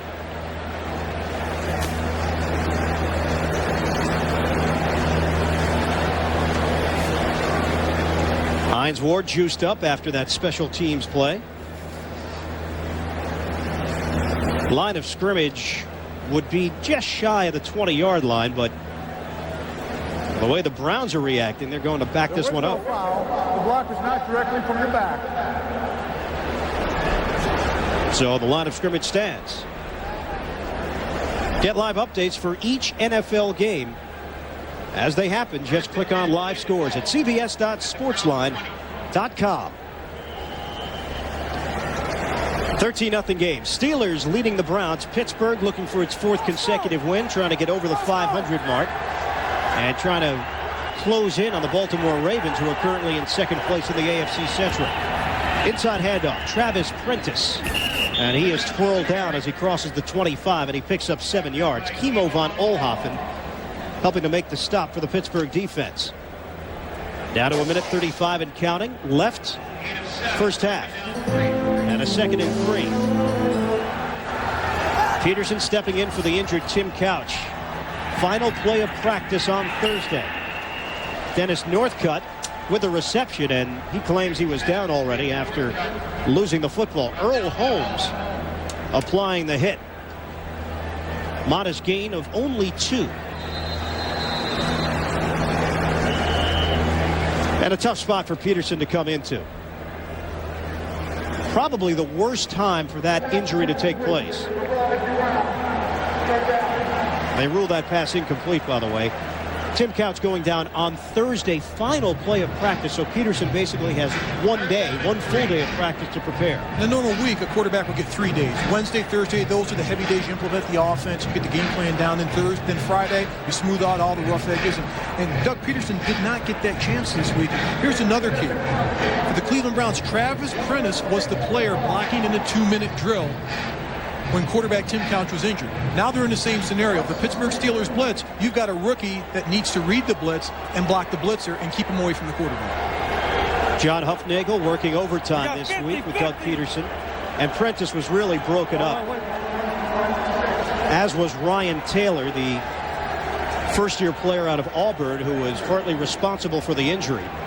It was his hand that Couch had contact with as he followed through on the pass attack. He should have never been that close to Tim Couch in the first place. Wearing a big orange jersey, you stay away from the starting quarterback. They added 7 seconds after the incompletion. They faked the pass and an inside handoff, getting out across the 30-yard line for a gain of 4 and a first down for Cleveland. Travis Prentice. Clock is moving. Now 1 minute left in the second quarter. Not much to speak of offensively for the Cleveland Browns here today. Here's Peterson in the pocket. Able to dump it off for Prentice. And a gain of only 2. Deshae Townsend was all over it. When we talked with Doug Peterson, he said that he thought he was able to nickel and dime the defense of the Pittsburgh Steelers. Well, that's about what he's doing. Maybe it's a penny and a nickel because they're giving him very little to work with, and he's not picking up any chunks of yardage. On 2nd and 8, Peterson knocked as he threw it. And Jason Gilden again getting into the pocket. Now, Peterson also said when he woke up on Friday morning, he felt that Thursday was just a bad dream. You know, that feeling that it was all surreal. It wasn't happening. Actually, he said the word nightmare because when you think about it, all of a sudden you're the 2nd-team quarterback and really the 3rd-team quarterback because Ty Detmer was injured earlier this season, and he thought that it was going to be a situation where he was going to come in and, you know, things are going to be good. He'd be wearing the clipboard this week, carrying the clipboard, and not to be on Thursday night. Don't forget NASDAQ.com halftime report, all the scores and highlights. Once we wrap this first half up with only 28 seconds left. Travis Prentice getting the call, and now Pittsburgh wants to take a timeout. Chris Sullivan making the stop. Pittsburgh will have 1 timeout remaining. They will force Cleveland to punt the football with 27 seconds left. And the Steelers leading it 13-0. Well, coming up Friday here on CBS, the #1 new drama of the season, CSI. Could a piece of string solve a frat house death? Could a missing limb lead to a killer? These questions will be answered. William Peterson and Mark Helgenberger star in an all-new CSI crime scene investigation after The Fugitive Friday on CBS. And I was able to catch that for the first time on Friday night. I thought it was great. They buried this guy's wife out in the desert, then they finally found the body, and she was alive, and she was part of the plot. It was a great plot. I think I'm going to watch it Friday to Friday. What a shameless plot that was for CSI. I thought it was fantastic. Yeah, you're going a lot of drama. It was exciting. I'm going to watch it. I didn't expect you to give us the storyline, though, from Friday night. Just in case anybody missed CSI, Mark May just updated you on what took place on Friday night here on CBS. 2 thumbs up and a twist. Watch it Friday nights. Chris Gardocki with a punt. 43-yard punt. And Chris Palmer. This is nothing new to him, losing quarterbacks. When he was the offensive coordinator in his last year with Jacksonville, Brunell went down. Rob Johnson went down. They were forced to go to Steve Matthews, their third quarterback, and they were winning football games. Well, the difference is they had a lot more talent in the Jacksonville team than the Cleveland Browns do. They're second team back for an expansion team. They just don't have the talent pool that Jackson had, but at least he's got a foundation where he's been through it before. He can relate to his players and his team. Hey, this is how we're going to do it. This is what's going to happen. This is what to expect. Yeah, this Browns team is still a draft and a free agent period away from being a truly competitive team in the NFL. Now, mind you, if all the injuries didn't take place, maybe their record would look differently at the end of the season. But right now at 2-5, and unless they turn things around in the second half, falling to 2-6, that is the reality for the Browns. And Doug Peterson stepping in for the injured Tim Couch. Final play of the first half. Don't forget Jim Nantz coming up in the studio. The NASDAQ.com halftime report is coming up. 13-0 Pittsburgh. After a word from your local station. Monday, something special's happening on the King of Queens. What are you doing? Just watching Ricky Lake. Kind of creeping me out. Ricky Lake guest stars. Then, after the new hit comedy, Yes Dear. Here's leading the Browns 13-0 as we get you set for second half action. Welcome back, everybody. Ian Eagle along with Mark May. Well, you can't say that Cleveland's out of this game. They're very much in this game. But the problem is they haven't done anything offensively to lead you to believe that they can pull out a victory here in Pittsburgh. Oh, we really didn't expect them to do a lot offensively. With the injury to Tim Couch late in the week, Doug Peterson's in at quarterback. I knew they tried to attempt the run, but it's tough to run against that Pittsburgh defense. It's like throwing popcorn at a battleship. Taking advantage of turnovers, they score 6 of their points that way, and also Hank Poteet with a long punt return to set up another touchdown. Jerome Bettis taking it in. But really the story, Kent Graham ineffective. Cordell Stewart comes into the game, not only in the red zone, but starts out another drive at QB. And it's very interesting because Bill Cowher said that Kent Graham's my guy. He's my quarterback. But if Kent Graham struggles, now Cordell Stewart says, guys, so it's going to be interesting to see if Cordell starts the second half. I think he will. I think the offense had more success with Cordell at quarterback. Funny thing also, we talked to Kent Graham about the QB situation. He said it helps so much that Bill Cowher is behind him, that Cowher is willing to come out and say who the QB is. He said that never would have happened under other head coaches, including Jim Fossil was the name that he used. He said Fossil goes with the hot hand. If it's Dave Brown, if it's Danny Cannell, or if it's Kent Graham. Here, Graham felt that he was the guy. Now, but we don't know if it was situational, and you hate to speculate, but we'll find out the start of the third quarter whether or not Kent Graham is still the quarterback in Bill Cowher's mind. Now, see, I believe it's going to be Cordell Stewart, and I think Bill Cowher made a decision that the offense is struggling. Hey, this is a team that we should defeat. They're decimated by injuries. They're not that deep of an offensive or defensive football team, and if we're a legitimate football team that should go to the playoffs, we should play much better than we are offensively. It will be Cleveland getting the football to start play in the second half, and a collision. Lindsey Jackson, flag comes down as he got it out to the 28-yard line. Mike Vrabel in on the special teams head and getting congratulations as he goes to the sidelines. And the special teams for the Steelers has led this team. They're in top categories in punt coverage, punt returns, kickoff returns, but not kick coverage. Holding by the receiving team, number 55, during the return. 10-yard penalty, first down. Let's take a look at the halftime numbers here in Pittsburgh. 13-0 Steelers. Yardage, 105 yards for Pittsburgh, only 76 for Cleveland. You see the turnovers as well. Neither team's been impressive offensively. No, let's face it. Ugly. Yeah, but if you can win ugly, you'll take it. Yeah, you'll take it, but we can't try to window dress this to be something that it isn't. It's one of those situations on Monday when you go in there and you watch the films, you hide. You cringe when your play comes up. Something Cowher does have to be proud of, though. His defense has not allowed a touchdown in the last 10 quarters. Peterson On a short pass to the sideline, and Northcutt creating after the catch, angling his way out of bounds at the 28-yard line. A gain of 12 and a first down for Cleveland. I think Chris Palmer found something against the Steeler defense. He's going to run a wide receiver off in front of him to run him off down here. You're going to see, and he's going to have right there's the receiver running off, and Northcutt comes back to the football, trying to isolate him one-on-one and get him some breathing room to get him the football. It's a series that dates back to 1950. And no, I was not playing. No, I wasn't going to say that. Hand off to Prentice, who's tripped up as he crosses the 30-yard line. Well, they haven't swept Pittsburgh, Cleveland, since 1988. We did get some video, though. You want to call it video, maybe film is the better way to describe it. October 1950. Otto Graham and Marion Motley, I think. Big number 76. Now that's a big hoss. Number 76 is a running back, Marion Motley. Marion Motley, my man, 76. You got to like that. An offensive lineman's number back in those days running the football, that's key. Yeah, that's your dream right there. Oh, you bet. That's your dream. I used to dream that as a kid and as an offensive lineman in the NFL for 13 years. Give me the rock. And reality set in. Jason Gilden applying the pressure, able to force Doug Peterson out of the pocket. A gain of 1. Levon Kirkland finally made the stop at the 32. It'll be 3rd and 6. For me, my reality set in the NFL when we were running wind sprints after practice, and a kicker ran in front of me. Mark Mosley in the old square told kicking show. Right? He outraced me in like a 50-yard dash. That's it. That's it. I'll stay on the offensive line where I belong. Man enough to admit it here on national television. But don't ever tell Mosley. Out of the shotgun, Peterson on 3rd down, too high for Northcutt. And the Browns will punt it. Cleveland's offense has had no rhythm here today. And understandable with Tim Couch out of action. And Couch had really taken over as one of the leaders, despite being in just his 2nd year. So many other young players on this offense, so Couch didn't feel bad about having to tell veterans what to do offensively. Here's Gardocki getting it off. Hank Poteet had the long return earlier. And this one is unreturnable. And a flag down comes flying in.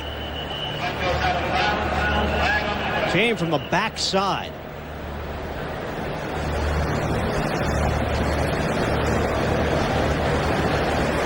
Look at both of them. 1, 2, they lost their hats. It's not that windy here today, but well, the Cleveland Browns, another penalty to deal with. This will be number 7 for them. And Chris Palmer's team that had showed so much promise early in the season, starting the year off at 2-1, now 2-5. Unsportsmanlike conduct by the kicking team, number 30. The player went out of bounds and stayed out of bounds, running downfield to cover the punt. It's a 15-yard penalty. Repeat 4th down. So Jamel White, a rookie. And right there, when you're knocked out of bounds, you got to make an attempt to get back in. And there you see they're pointing at him. He's got to get back in. He didn't make an attempt to get back in, and that's where the penalty occurs. It's not a shame to get knocked out, but you've got to get your behind right back on the playing field and try to make an attempt to make a punt. So now Pittsburgh can start off with even better field position. Gardocki will have to punt it again, and I think Palmer is having a Tylenol moment.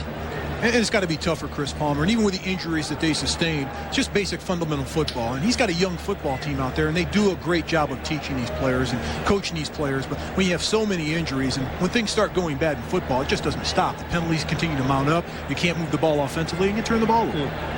They've now been outscored 134-41 over the previous 4 games and the first half included.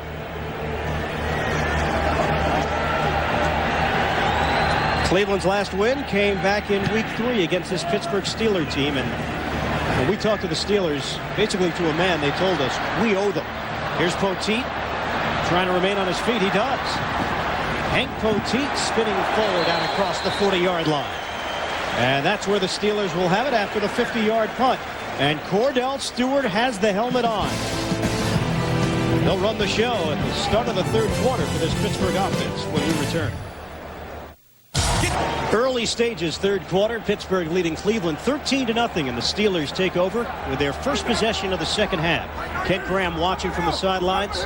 Cordell Stewart getting the nod to open play in the third quarter.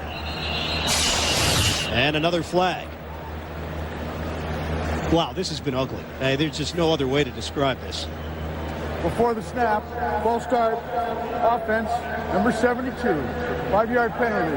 It's still first down. That's Wayne Gandy. Incredulous look. It's never the offensive lineman. They just can't believe it. I don't know where they get that from. Maybe it's inbreeding. I was never called for holding or a false start. It wasn't me. It was always the guy next to me. I've seen that look on your face, so I know you're capable of that. Now a 1st and 15 from the 36. I got you. The story here is the fact that Cordell Stewart, not in a substitute fireman role, coming in, coach's decision.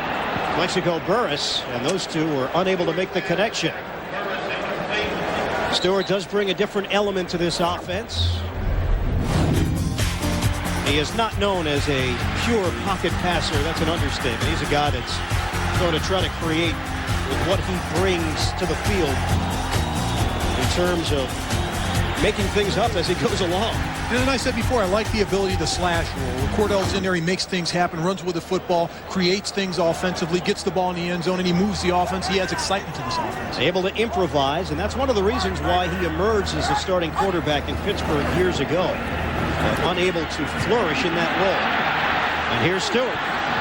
On the move, Stewart is tripped up as he crosses the 40-yard line by Orpheus Roy, the former Steeler. A gain of 8 on the scramble by Stewart.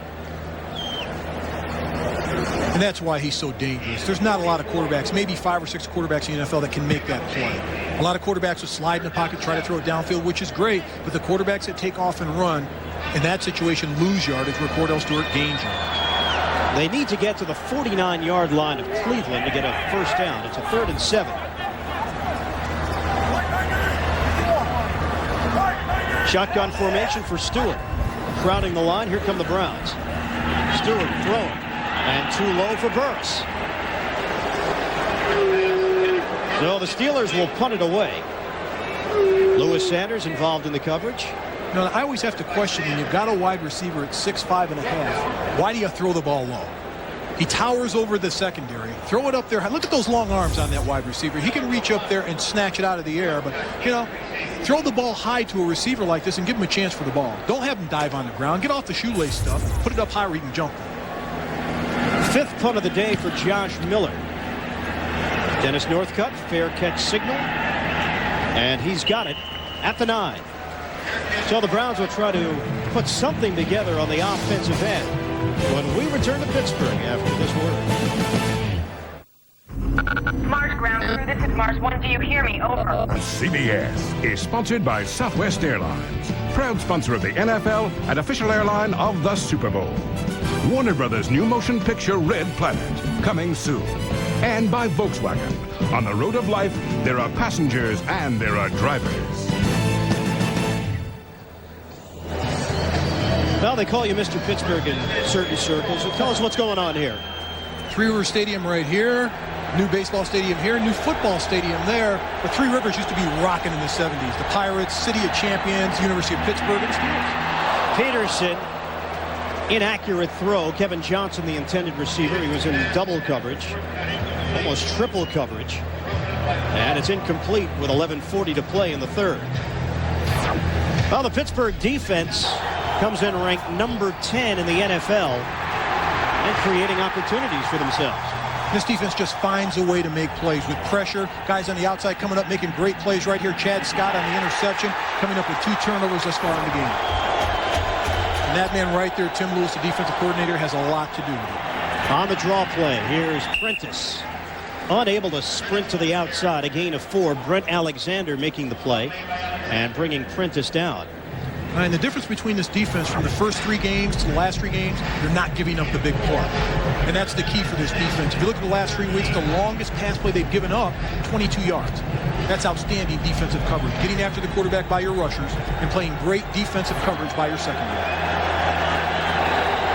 And for years and years, the Browns have had headaches walking out of Three Rivers Stadium. 5-23 all time. Here's Peterson. He threw to Brent Alexander. Intercepted. Third pick of the day for the Steelers defense.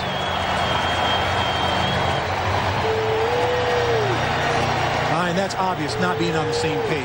That's Doug Peterson not practicing with the offense. There's Tim Lewis, the defensive coordinator. Brent Alexander, he's his quarterback on defense that calls the plays. But right here, you're looking for your wide receiver to break one way and go deep on the pattern. He breaks it off right here. And there's no way they're even on the same page or even the same chapter in this series. And Brent Alexander's Johnny on the spot and comes up with the interception. That's what happens when you get a backup quarterback that comes in on a Friday, his first day of practice with a first-team offense, and he's not on the same page with a wide receiver. And Lindsey Jackson, the wide receiver, who is just getting accustomed to this offense to begin with. So off the turnover, it's the bus, Jerome Bettis. And forced out of bounds. But Bettis picks up 9. And this is where Pittsburgh can just run all day. They have a 13-0 lead. They are in Cleveland's territory once again. They come in with the 4th-ranked rushing offense in the National Football League. And they have not lived on it here today. You see the numbers for Bettis, 17 carries, 52 yards. He does have the touchdown, but it's not as if they have been banking on the run, drive in and drive out. We've seen a lot of pass. Bill Cowher continues to believe that this team has to improve throwing the football. And he's right, they do. It's a first down run for Jerome Bettis, 3 yards. Jameer Miller with a stop.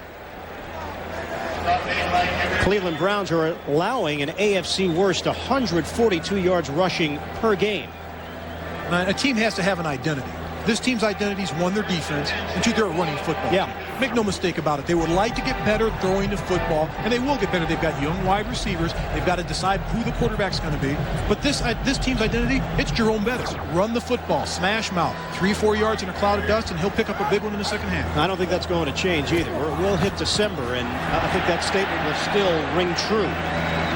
As Bettis tries to run off tackle for a gain of 5. Orpheus Roy, his former teammate, making the tackle. Man, we've seen the Pittsburgh Steelers a lot this year. We're going to see them again next week. And every time we interview the opposing team, first thing the defense says, Jerome Bettis. We got to stop Bettis. We got to find a way to slow him down. Quick feet, gets to the hole, big Brahma bull in there. We've got to find a way to slow him down. And that's the key. Everyone in the league knows this offense is predicated on number 36. 3 straight carries for Bettis, now facing a 2nd and 5 at the 17. Fuamatu Ma'afala in front of him. And here's Bettis turning it upfield. And Bettis getting inside the 15 for a gain of 4. Marty Moore with a stop. Here's a shot. Fuamatu Ma'afala gets his block. Watch Bettis slice through. There's a big man slicing through a little hole. Just lowers his shoulders. When he gets to the seam right there, one-on-one with Percy Ellsworth and Marty Moore, and he just takes him for a ride. And that's that body length, getting between 2 defenders and leaning forward and picking up the extra yard. Now a 3rd and 2. Bettis goes to the sideline. Richard Hundley checks in. Line of scrimmage is the 14. Motion man Edwards. Handoff. Huntley driven back. And Huntley did not have enough. Orpheus Roy leading the Cleveland charge. And some words exchanged and shoves as well after the play. And now we'll see Chris Brown come out of the field. Attempt a short field goal.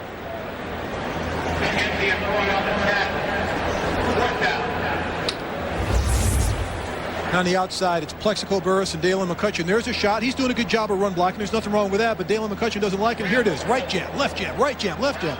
Dalen's hanging in there for a short guy. Not bad. I used to do that maybe just a little bit right.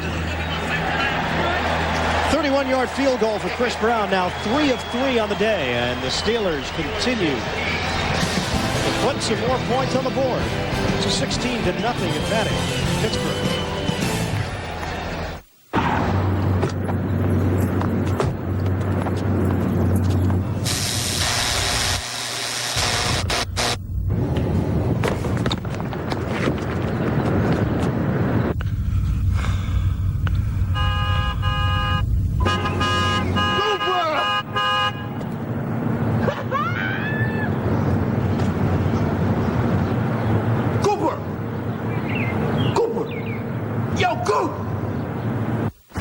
You know me?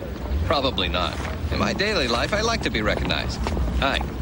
Steelers looking for their second straight shutout after defeating Cincinnati 15-0 last week. They lead Cleveland 16-0 with a chance to move to 4-3 on the season.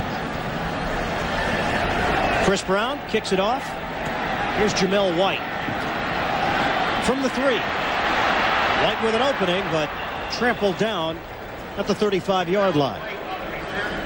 Coming up next Sunday on the NFL on CBS, a Week 9 doubleheader. First, Vinny and the Jets battle the Buffalo Bills in AFC East clash, while Jerome Bettis and the Steelers take on the Baltimore Ravens, and the Browns beat the Cincinnati Bengals. And in the late game, many of you will see Mark Brunell and the Jaguars against Emmitt Smith and the Cowboys, or Elvis Gerback face the Seahawks in Seattle. Check your local listings, beginning with Jim, Craig, Randy, Jerry, Mike, and Marcus on the NFL Today. Sundown here in Pittsburgh. Just an absolutely gorgeous weekend for weather. And Steeler fans enjoying a 16-0 lead. Now a little razzle-dazzle. On the reverse. Nowhere to go. Kevin Henry bottling up Northcutt in the backfield. A loss of 3. This is a tremendous job of staying in your lane and contained by Kevin Henry. You're going to see him come at the bottom right here. Look at this. Kevin Henry, he keeps his eye on the ball, doesn't get blocked, but here he's got contained. Get up the field and force everything back inside. He does better than that. He makes the tackle.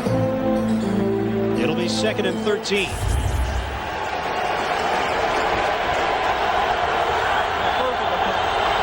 Aaron Shea setting up as a receiver in the slot. And a sack. Jason Gilden.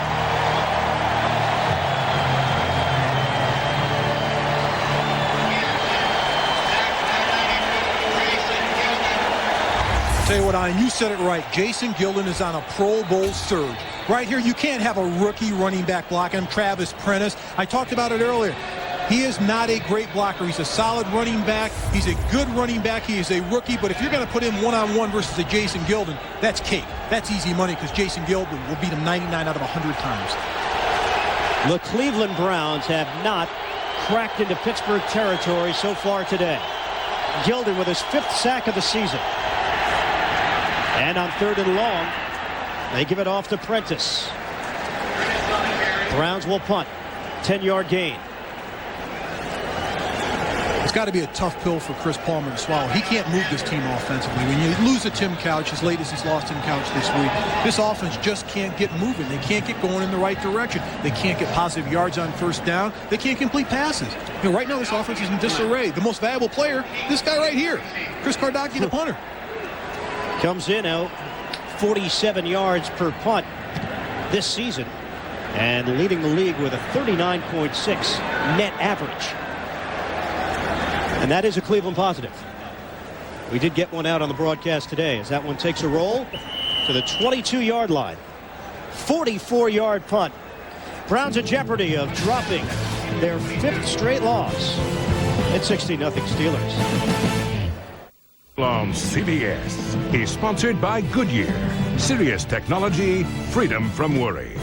And by the Insider Pizza new from Pizza Hut, another one of the best pizzas under one roof.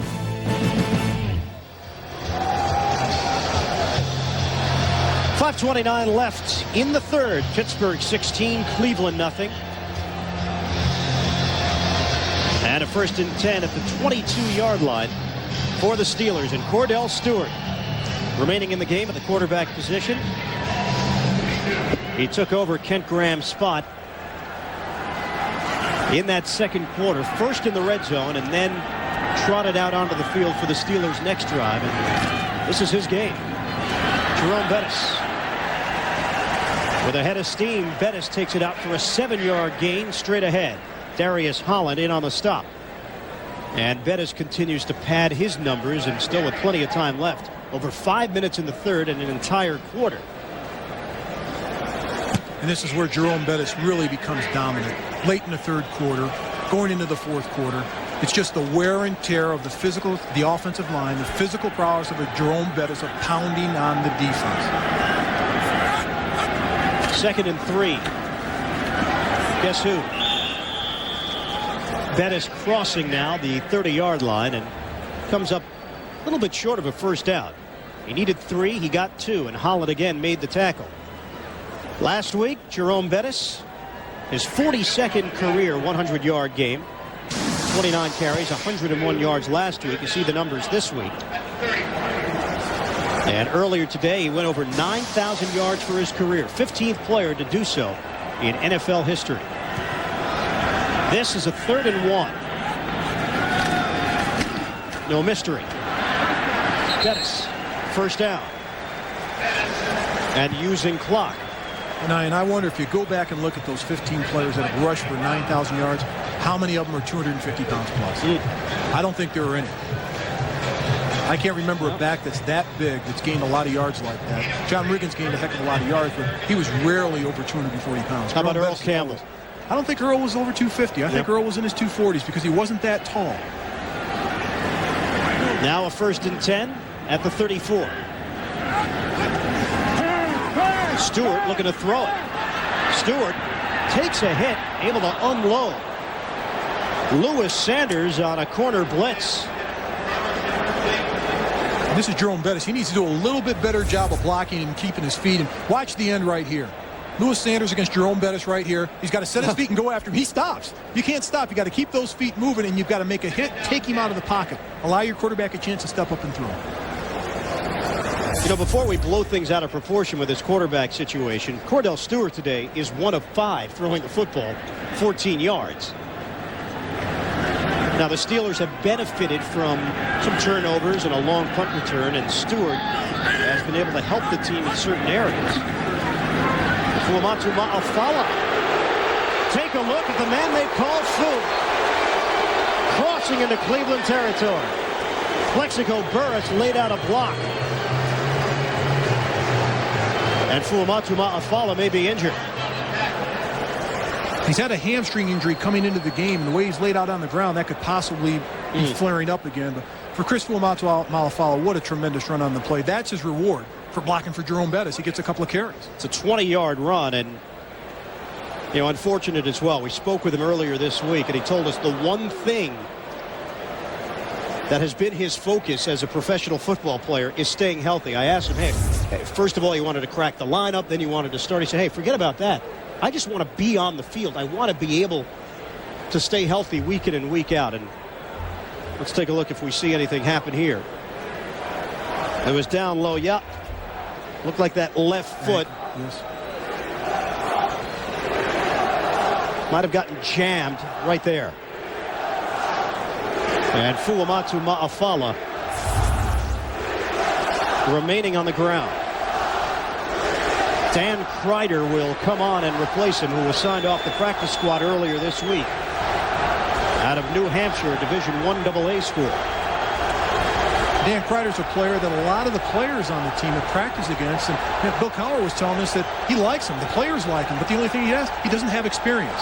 You're always afraid to put a young player like that in a position where he's got to go in and play with the first bunch in a game. It's difficult in this situation unless it's the beginning of the season. But, for Dan Kreider, he's got the respect of his teammates, and that's key. Able to get Fuamatu Ma'afala on his feet, and he is trying to walk it off. There is some dissension in the Pittsburgh backfield. Fuamatu Ma'afala, his cousin is Benny Agbayani of the Mets. Jerome Bettis is a huge Yankee fan, friends with David Justice. So the two of them have been butting heads or butting helmets in the Subway Series. Kreider in for his first action. Bettis unable to turn the corner. Arnold Miller able to close in, and they'll take a closer look at Fuamatu Ma'afala. Nine, you're a New York guy. Who are you cheering for in the Subway Series? I'm a Met fan. I do not stutter. I do not pause. What happened to the Mets last night? They had an opportunity to put more runs on the board. Poor base running. How would you know? You fell asleep at like 10:30. Fourth inning. You're telling me today trying to break down the game. I'm like, how much of the game did you see? Man, oh man, your head hit the pillow. It was over. I picked up the results on CBSSportsLine.com. Okay. On second down. Oh, what a hit! And a flag comes down. Jameer Miller came firing in, and Stewart went down in a heap. And that'll be a personal foul against Jameer Miller because he hit him in the face. Now, if you got a chance to get after the quarterback, do it right. Even if you leave your feet, you can't hit the quarterback in the head. But it's a great play by Jameer Miller. Comes scot-free through the middle, untouched, and gets the quarterback, Cordell Stewart, making a play. But you got to be smart about it.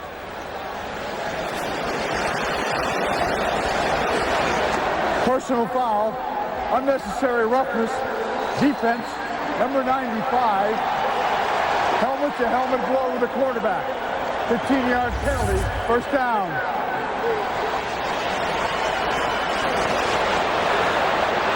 And here's Miller right here. Little stunt, comes to the inside from the strong position for linebackers, and no one touched him. He just rubs off in the middle. Great job of acting right here by the line and the linebackers of the Cleveland Browns to free him up. But there's the hit right in the face. And I don't think that was a devastating of a hit. It looks like he hit him in the shoulder, but they're saying he went after the head.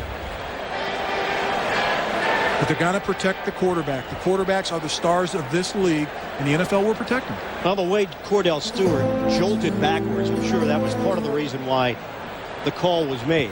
Stewart was able to pop up no problem. And he's taken a couple of big hits so far today.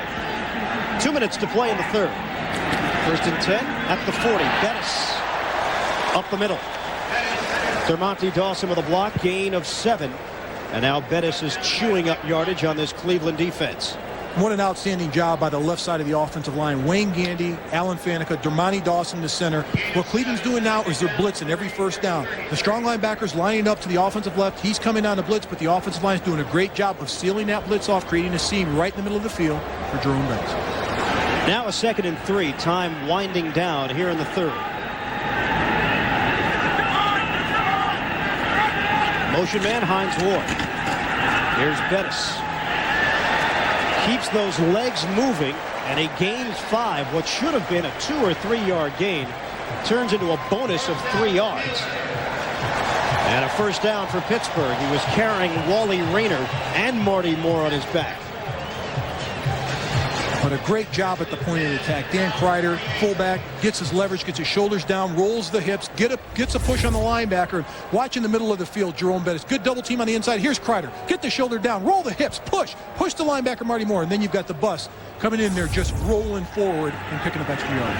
10th play of the drive. Here's a pitch. Bettis turning it upfield and gets hit hard, brought down quickly. Orpheus Roy, first man there along with Rayner, a gain of 1. And now only 30 seconds remain in the third. Bettis a little bit slow to get up, but Mark Bruner will help him to his feet along with Larry Tharp. And looks like it'll be the final play of this third quarter. Well, this has not been pretty by any stretch. But the Steelers don't care. They lead it 16-0, a chance to pull off their 4th consecutive win and inch a little bit closer to Baltimore for 2nd place in the AFC Central. 3 quarters complete. Pittsburgh 16, Cleveland nothing. We'll return to Three Rivers Stadium right after this word from your local station. On a 2nd and 9. Troy Edwards getting an opportunity and a spinorama at the 30. Courtney Brown in on the hit. A loss of 2. And one key on this play, follow your blockers, follow your quarterback. Keep an eye on Troy Edwards. He should take the ball to the outside around Cordell Stewart. That's where his blocker is, right there. Go around Cordell Stewart, but Courtney Brown does an outstanding job of playing it off, holding your ground against Dan Kreider, contain, and make the play. Sets up 3rd and 11. Palmer, despite the fact that Brown doesn't have big numbers at the defensive end position, Palmer told us watching film on him on Mondays has just been a treat. So it's like a masterpiece because it gets better each week, week in and week out. Deep drop by Stewart. Throws and caught by Shaw. Down to the 10-yard line. 19-yard completion. Offensive execution. Quarterback stands up in the pocket. Here's Shaw in the middle. Makes a great move. Goes to the outside. Stumbles a bit. Plants. Now come across the field. Drag it across the field. Make a play. The ball's there. Nice route by Shaw. Bobby Shaw staying with his route. Cordell Stewart, the big eyes looking downfield, focusing on his wide receiver and getting him the football. Only the 5th complete pass for Pittsburgh quarterbacks here today. They are now 5 of 18, combining Graham and Stewart. And a 1st and 10 at the 11-yard line. Handoff. Bettis again creating some extra yardage after the initial contact. He gains 4. It'll be 2nd and 6. This should be the part of the game where it's fun for the Pittsburgh offense. Guys up front are just mauling the defense. You see the looks on their face. They're getting tired up front because they've been out there an awful long time today. They've been on the field to play probably twice as long as the Cleveland Browns offense because the Steelers have been moving the football. Another long drive for Pittsburgh. Leading 16-0. Now a 2nd and 6. Play action. Here's Stewart on the rollout. Stewart will throw it out of bounds. Jameer Miller once again getting close to the quarterback. And the clock stops with 12:43 left in the 4th. That's a smart job by quarterback Cordell Stewart of not forcing the issue. Breaking out of the pocket, you can throw the ball away. That's exactly what he does. No one's open. Get rid of the football. Well, you can log on to NFL.com, read about the NFL's all-time sack masters. Only on NFL.com. See how many sacks Mark May gave up. Thank God there's no stat for that. I believe there is. Elias is working on a stat, retroactive, right around the 1980 season. I'll appeal to the commission. And a timeout. So Pittsburgh will face a 3rd and 6 from the 7 when we come back to Three Rivers. It's been that kind of day for Cower and Company.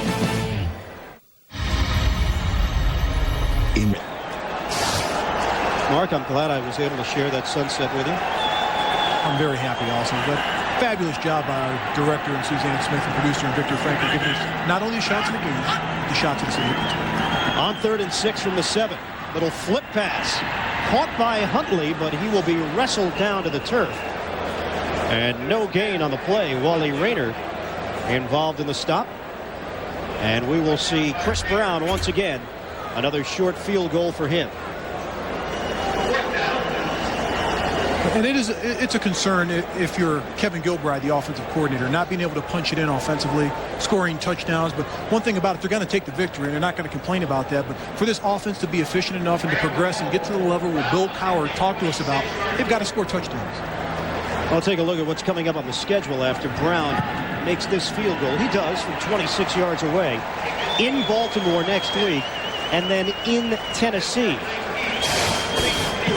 Those red zone appearances will have to turn into touchdowns down the line if this Steeler team is for real. What do I want the internet to be? I want it to be like Frank here. He really knows customers. Package Frank. Put him together with the internet. Now you've got something. You know, I just want doing e-business with us to be more human. Today, Nortel Networks is combining the power of the new high-performance internet with the tools your business needs to deliver stronger, more Frank-like e-business solutions. Come together right now over me. Trouble? It's Miller from Risk Management. He's in distress. Miller. Monty, what's our capacity? Well, headroom 38.5 inches, legroom 42.1 inches, and of course shoulder room. Mister, I need hip room. Front seat or rear seat? Rear seat. A full 54.1 inches, sir. That's more than enough. Got room for one more? Climb aboard, Miller. It's easy to get carried away. The Accord from Honda.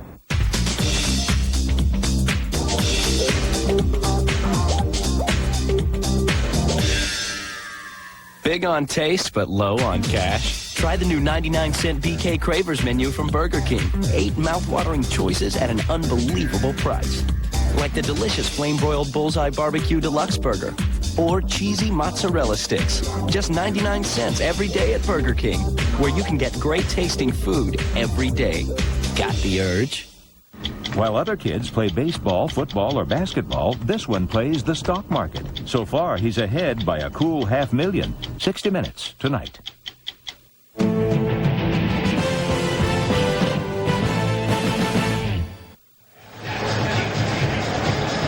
A 16-play, 70-yard drive for the Steelers, taking up 8 minutes and 29 seconds, culminating in a 26-yard field goal for Chris Brown.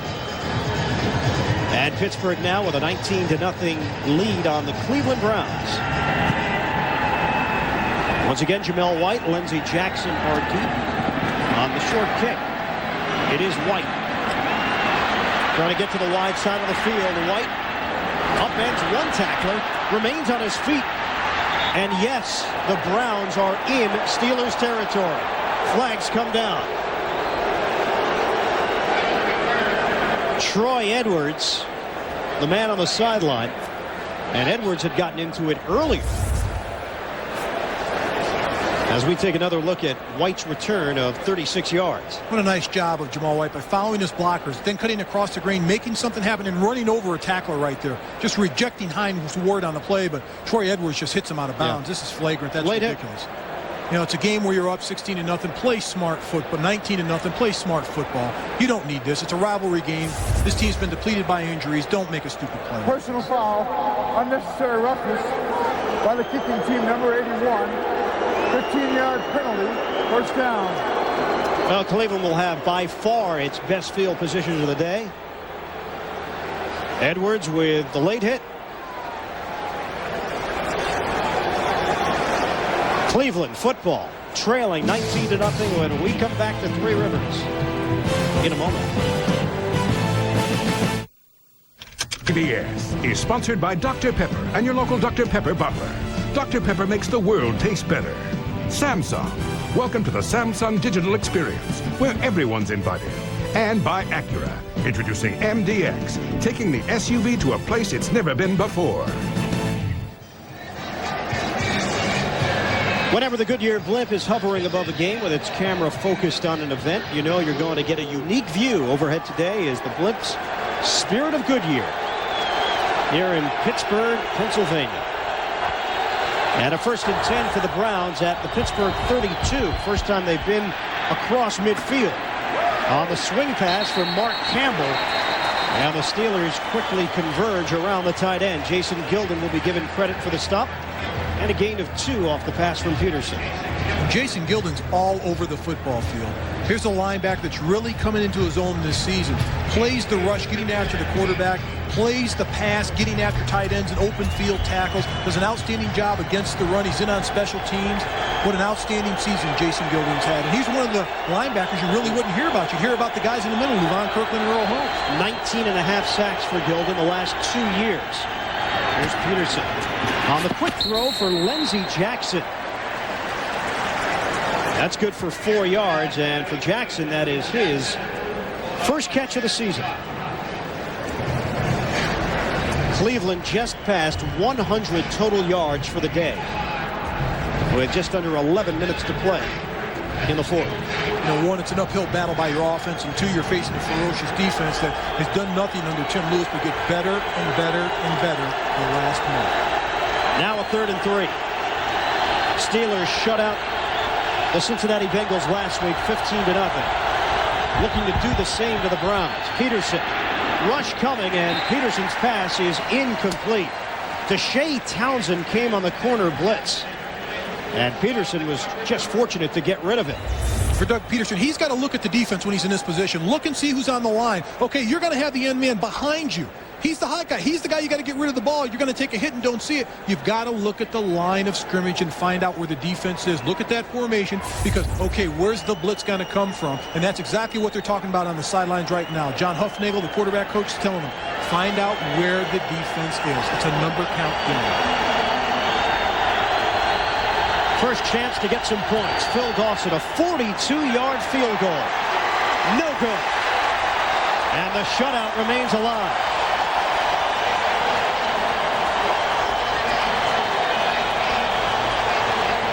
The look on Chris Palmer's face says it all.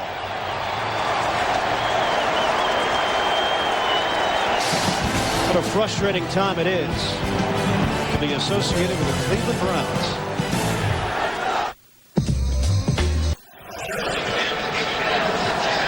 (19-0) Pittsburgh still shutting out the Cleveland Browns. Missed field goal by Phil Dawson with 10:13 to play in the fourth quarter. And the Steelers get it back. The 1st and 10 at their own 33. Baltimore Ravens on the schedule next week, and that's followed by a trip to Tennessee to take on the Titans. 2 very important games in the AFC Central. Bettis gets the carry, and no gain. And the Steelers might be catching the Ravens at the right time. Baltimore has been unable to generate any offense over the last 3 weeks, maybe even close to a month. They just can't score a touchdown. And here's a team that can't score a touchdown. And they made a change at the quarterback position today. Tony Banks was benched. Trent Dilfer was in at the quarterback position. And, you know, Bill Cowher, he knows it's going to be a defensive struggle. They shut the Steelers out earlier this season in the opener. You know, it's payback time. It's going to be a defensive game. That game may not produce a touchdown. Here's Stewart on a handoff. Bettis is hit. And hit hard at the 35-yard line for a gain of 2.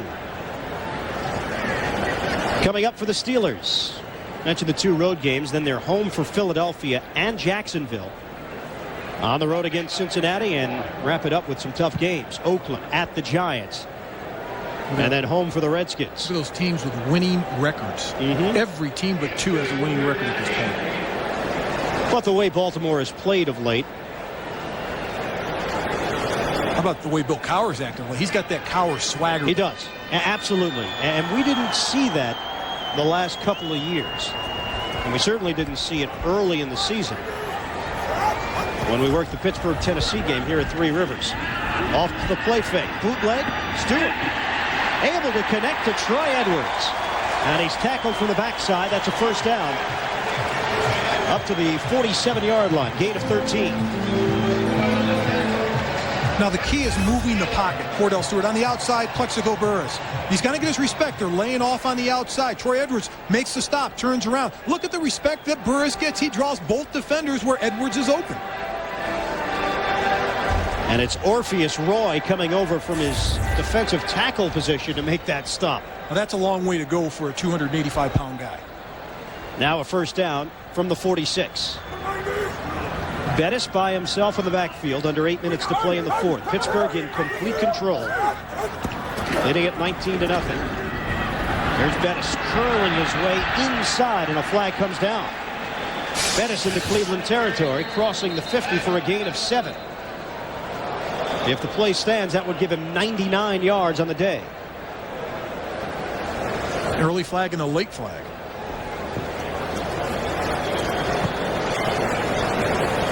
This might be a pick your poison.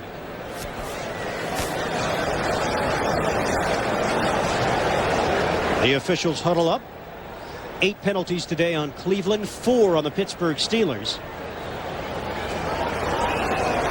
And will Chris Palmer receive another bit of bad news once Ed Hockley opens his mouth? A long discussion here. Clock is stopped with 7:45 left. There were 2 fouls by the offense on the play. Personal foul, unnecessary roughness, offense number 86. That penalty is declined. It was also holding, offense number 72. That penalty's enforced 10 yards from the previous spot. Repeat first down. So it's Wayne Gandy. And they will back this up. This is moments ago, Bill Cowher reacting to Hines Ward. I think Bill Cowher saw the infraction. He saw Hines Ward throw a punch, and he's just telling him to settle down out there. And you're not supposed to do that. We all know that. But he's coaching at all times as Bill Cowher. And, you know, the holding call, kind of acceptable. But you don't want ridiculous personal foul calls, particularly at this point in the game. You're up 19-0, running the ball offensively, taking time off the clock, and you have ridiculous penalties. So now a 1st and 20 at the 36. It was the left tackle, Gandy, who was called on the hold. And a double tight end set. Stewart steps up and throws on the post. Courtney Hawkins. He spun down. The officials will rule that he was already down. So the Steelers get right back into Cleveland territory with a 17-yard pass and catch. Talk about throwing a BB and catching a BB in the dark. Right here, the post pattern, it's a skinny post right down the hash marks. The ball's right between both defenders, and Courtney Hawkins has enough sense to keep his eye and concentrate on the football because that ball's juiced in there by quarterback Cordell Stewart. What's your gut feeling? Next week, we're doing the game, Pittsburgh-Baltimore. Who starts at quarterback for the Steelers? I don't think there's any question at this point. Cordell Stewart's done an outstanding job of moving the offense and orchestrating the offense. Not throwing the football, but he has completed passes when the offense really needed. I mean, his ability to roll and move and make things happen, I think he's got to get that. Second and a long 3. Bettis puts the helmet down and moves ahead. Down to the 45-yard line. He picked up 2. Rayner and McKenzie collaborating on that stop. Well, you have to look at it at the other part of the equation also. He's in a situation where it's a very relaxed situation. You have the lead. It's a cushion padded lead. Now you're just virtually orchestrating the offense, running the ball as much as you can, milking the clock. He'll waltz up to the line of scrimmage, keep his eye on the time clock, making sure he's taking all the time off the clock, hand it to Jerome Bettis. If you've got to pass it, throw it down the field. You know, if you look at his completion percentage, 50%, 58 yards. But what he's done is he's moved the offense when he had to. And the added storyline will be the question that Baltimore currently has at quarterback as well. Will it be Tony Banks? Will it be Trent Dilfer? Stewart on the outside to Hines Ward. First down, Pittsburgh. That's good for 5 yards. Seems so easy right now for the Pittsburgh offense. It's almost effortlessly offensively. Sitting back, throwing the ball. It's a pitch and catch by quarterback and wide receiver. Simple out pattern by Hines Ward. Great protection by the offensive line. Now, right now, this is the situation. Pittsburgh Steelers, they own the offensive line. They own the offensive front, the line of scrimmage. The offensive line's done an outstanding job protecting the quarterback. Run blocking for Jerome Bettis. Here's Kevin Gilbride right here, obviously in the middle of the screen. He's done a good job of protecting his quarterbacks in this game. Kent Graham wasn't sharp early. Cordell Stewart, I think he's been fairly sharp the second half. First and 10 of the 40. Here's Bettis driven back. They'll give him forward progress to around the 38 for a gain of 2. Courtney Brown, Marty Moore working on that stop. Well, Three Rivers Stadium, the final time that these two teams will meet here at Three Rivers. We'll flash. It's November 1970. Terry Bradshaw. And I would say this is the best pass we've seen thrown today. The longest, without a doubt. Completion. Ron Shanklin taking it the distance for the Steelers in a 28-9 win. They opened up the series here in 1970 with 16 consecutive wins over Cleveland. Finally, in 1986, the Browns, with Bill Cowher as their special teams coach, got a victory here at Three Rivers. Ryan, where were you in 1970? Oh, no. You want to get into that? No, let's move on. On a 2nd and 8. Here's Bettis. Dancing his way to the 30-yard line. Rashidi Barnes with a stop. And Bettis has gone over the 100-yard mark. Let's get an NFL Today update to New York and Jim Nance. All right, Ian, it's getting ugly out in Oakland. The Raiders have scored again. Rich Gannon with the touchdown toss right here. 23 yards to Jet. It's the 100th career touchdown pass for Rich Gannon. 31-3. Go back to Ian and Mark. Now the Oakland Raiders last year couldn't win a close game. This year they've won all of them, and now they're winning blowout games as well. And the Raiders are for real this year. Here's a team that everyone said the last 3 or 4 years, the best athletic and football talent in the AFC West. Well, it seems at this point, they're finally putting it together and they're finally producing on the field of play. That's a first down. So Bill Cowher's team able to keep this drive alive. And a 1st and 10 now at the 30-yard line. Mentioned Cowher has insight into this matchup as a player for the Browns and as a coach. He told us the story that Gerald McNeil took one back, a 100-yard kickoff return for a touchdown. And I'm sure he had a smile on his face that day when the Browns finally put an end to the jinx at Three Rivers, getting their first ever victory here in this stadium. On a 1st and 10, Richard Huntley is hit hard. Jameer Miller with a stop. Well, tonight on 60 Minutes, while other kids play baseball, football, or basketball, this kid plays the stock market. That's right. So far, he's ahead by a cool $500,000. Meet him tonight on 60 Minutes. I wonder if he's up for adoption. I'll take him. You're looking to sign him as a free agent? You betcha. Plan B? Yes. Well, as mentioned, Jerome Bettis went over the 100-yard mark. So the odds are we will not see him again. Well, maybe we will. 43rd 100-yard game of his career. Underneath, Plexico Burress, 11 yards. What a perfect timing play by quarterback Cordell Stewart and his wide receiver Plexico Burress on the slant. Earl Little comes on the blitz. Cordell Stewart looks, he sees him, get rid of the football in a hurry. He does, gets hit on the play, but completes the pass to Plexico Burress. Here it is, the slant, break it off. You see the blitz coming. Make sure that you get your body in between the defender and the football and catch the ball. 5 straight completions for Cordell. And now a 1st and 10, ball spotted just shy of the 19. Long count for Stewart, and off for Huntley. And Huntley is driven back. Keep in mind, Chris Fuamatu-Ma'afala left this game earlier. And we have not seen him since the injury after a 20-yard run. Dan Kreider has stepped in to play fullback. And that man is the key. We said it before. His backup comes in, Richard Huntley, 3 carries, -1 yard. Chris Fuamatu-Ma'afala, 1 carry, 21 yards. And Jerome Bettis, another big day for him. 2-minute warning. Pittsburgh 19. The Browns nothing. Fuamatu-Ma'afala watching from the sideline. His team pitching the shutout.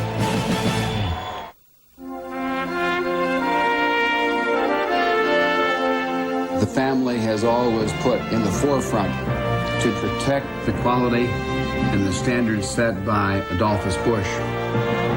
The deep sense of pride that my grandfather taught me, that my father continues to teach me. I think he would be very happy that the generations of his family have practiced what he taught us.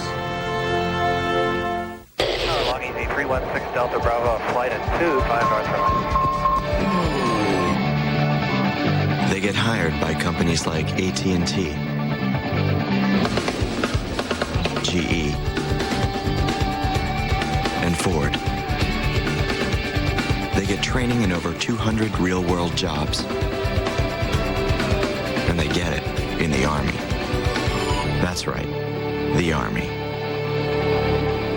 CBS is sponsored by the United States Army.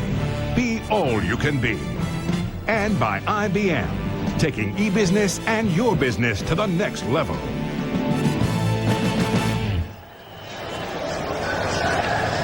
Wrapping things up here in Pittsburgh, Steelers with a 19-0 lead, 2 minutes left. Who let the bus out? Now, thank goodness they did not play that song, though, today. Haven't heard it once today, and it's been... No, I've heard it. I've heard it. Oh, I've heard it. You can't go through a day without hearing it somewhere.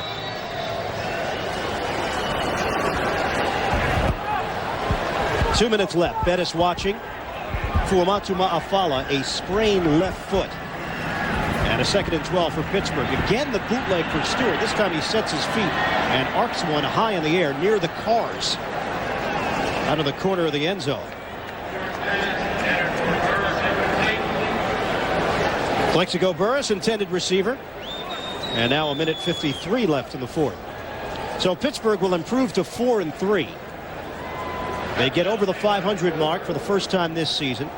And their first 4-game winning streak since 1997. Bill Cowher's defense is putting on a clinic week in and week out. Well, their offense really contributed to the victory today, and here's how. They just ran their 70th play offensively. They've kept their defense off the field. The Cleveland Browns only 40 plays offensively. Yep. That's what you want. That's the balance you want. Keep your defense 3-and-out situations and your offense running. Here's Huntley turning it upfield. And he's tackled right around the 14-yard line. Also, to put it in perspective, Jerome Bettis, 105 yards rushing. The Browns' total offense, 102. Wow. That's domination. And it's not even a banner day for Bettis. It's a nice day. 33 carries, 105 yards, and a touchdown. But he has, on his own, outgained the entire Cleveland offense this afternoon in Pittsburgh. A timeout, a minute 38 left. Pittsburgh cruising in with a 19-0 lead.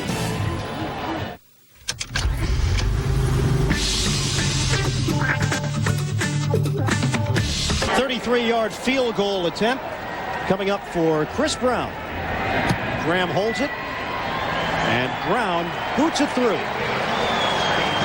A 22-0 Pittsburgh lead with a minute 34 left. Well, coming up tonight, 60 minutes, while other kids play baseball, football, or basketball, this kid plays the stock market. So far, he's ahead by a cool $500,000. Meet him, 60 minutes tonight, followed by an all-new episode of Touched by an Angel. Then Academy Award winner Sissy Spacek and Beau Bridges star in the CBS Sunday movie, Songs in Ordinary Time. It's all here tonight on CBS. Nighttime in the Steel City. Pittsburgh 22, Cleveland nothing. And the Steelers are back. They improved their record to 4-3. And a meeting with the Baltimore Ravens next week. Who will be the quarterback? Stewart or Graham? They have a good relationship. Both have told us so. But you're a competitor. You want to be in there. You've gotten to this level, and the goal is to play and start. And it's a great, healthy competition that both of those quarterbacks have. They know that on the field to play, each of them wants to start. They're going to play as much as possible. But off the field in the meeting rooms, they help the wide receivers because they have a young core of wide receivers. Andy, check. Lindsey Jackson from the 15.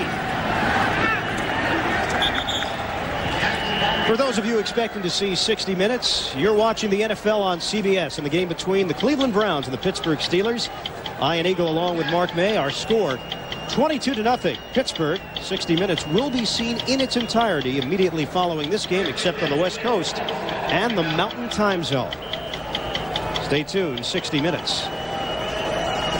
And a new quarterback for the Cleveland Browns. It's rookie Spurgeon Wynn out of Southwest Texas State, Division I AA school. And Wynn will work out of the shotgun with 1:29 left. He has a cannon for an arm. Incomplete. Dennis Northcutt, the intended receiver, stops the clock. 1:23 left to play. Wynn has been in there already. Some mop-up duty earlier in the season. And now the backup quarterback because of the injuries to Tim Couch and also Ty Detmer, a ruptured Achilles tendon in Chicago back on August the 12th, preseason action. Doug Peterson, this is not what he envisioned. Making his first start in a Cleveland Browns uniform, a starter last year with Philadelphia. Once again, the shotgun for Wynn. And it's Travis Prentice who is trampled down. The executive producers of the NFL on CBS, Sean McManus and Terry Ewert. Coordinating director of the NFL on CBS, Larry Cavallina. Today's game produced by Victor Frank, directed by Suzanne Smith. Senior producer of the NFL Today is Eric Mann. Wynn on a throw nearly intercepted by Lee Flowers. NFL Today directed by Bob Mattina. Coordinating producer of CBS Sports is Harold Bryant. Associate director of today's game, pride and joy of Happy Valley, PA, Deb Gelman. Broadcast associate, pride and joy of Erie, Pennsylvania. We believe it's Erie. Mark Burkhardt. Field technical manager, Tom McCarthy. Technical director of today's game, Chris Romanek. And our thanks as always to Dave Freed, our stat man, Jim Stamos, our spotter, Neil Silver, stat man of the booth, and the rest of our CBS crew here in Pittsburgh this afternoon.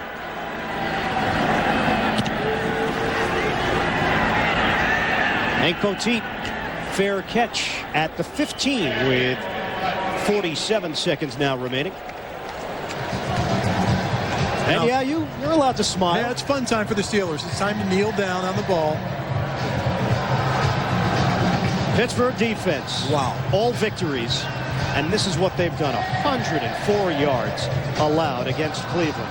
First-year defensive coordinator Tim Lewis. I keep bringing his name up because he's done an outstanding job. Took the reins from Jim Haslett, who's doing an outstanding job as the head coach down in New Orleans, and he's really turned this defense around. After week 1 and week 2, gave up the big plays, turned everything around for this defense, shut out wide receivers on the outside, stuffed the run, and kept opponents out of the end zone. You know, we talked to some players about the difference between Lewis and Haslett, and Dwayne Washington told us Lewis a little more detail-oriented. He's a nitpicker, as he said. Yeah. Every time, I was putting it the nice way. Every time there's a little thing that they need to go over, they say Tim Lewis goes over it once, twice, 3 times. But what it is, it's attention to detail. It's the little things. And the little things turn into big things if you don't cover them all. And that's what type of coach he is. Well, for Chris Palmer, a matchup with the Cincinnati Bengals next week at home. And a full week to prepare Doug Peterson for the Sunday afternoon battle. Bettis goes over 100 yards for the 3rd straight week.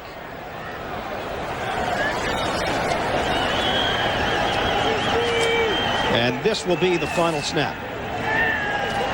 4 straight victories for the Pittsburgh Steelers. Back-to-back shutouts. A 22-0 victory over the Cleveland Browns. The final time the Steelers and Browns will match up at Three Rivers.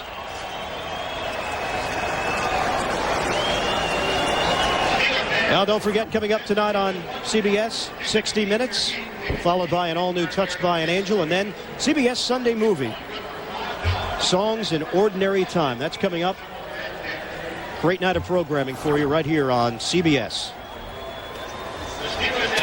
So Cordell Stewart comes in, replaces Kent Graham, and Stewart able to contribute to this victory for the Steelers, 22-0 over the Cleveland Browns. For Mark May, this is Ian Eagle saying so long from Three Rivers Stadium. Pittsburgh improves to 4-3. The Browns now 2-6. You've been watching the NFL on CBS, home of Super Bowl 35. Our first lesson this morning will be the sit and stay command. And say sit, stay, sit, stay, sit, stay.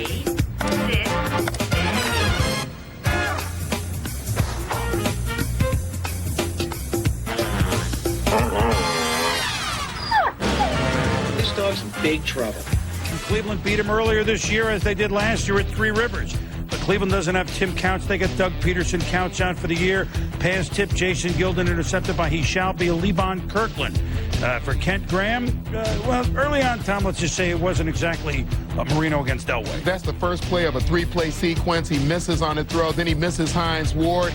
Then he's going to go and throw a near interception to Lewis Sanders. So you go 3 for 12 for 46-yard boom. What's going to happen? Well, you look for some special teams play. Hank Poteet. Neat. Sweet. Poteet. A 54-yard return. Dun-dun-dun-dun. Here comes Cordell. They're creepy and they're kooky. They're all never mind. And Cordell, well, it's almost Halloween. It's the Addams family. Pass broken up by Corey Fuller, but there's a flag on a play. Rookie mistake by the number 1 pick, Courtney Brown. Leading with the helmet, automatic first down. That's right. Hitting Stewart, that's going to get called. So on 4th and goal, so Cleveland, their defense is much improved. They hold them to 4th down deep, but then it's Jerome Bennis, the bus, who was kind enough to visit with us on Thursday night before our game. 10-0. Bennis over the 9,000-yard mark. And then Chad Scott picks off Doug Peterson, setting up a field goal. Second half, more of the same. Brent Alexander, you know what, you hate this. Because Cleveland's going some places, but without Couch now, they're really going to be taking several steps, Zach, Tom. And Pittsburgh's defense all of a sudden not allowed a touchdown in 12 quarters. One of Chris Brown's 5 field goals. Chris Palmer building something, but with Couch's injury, things seem to have changed. Pittsburgh wins at 22-0, 2 straight shutouts for them. They shut out Cincy last week. So Pittsburgh now started the season lost, then all of a sudden 4-3 and are a factor.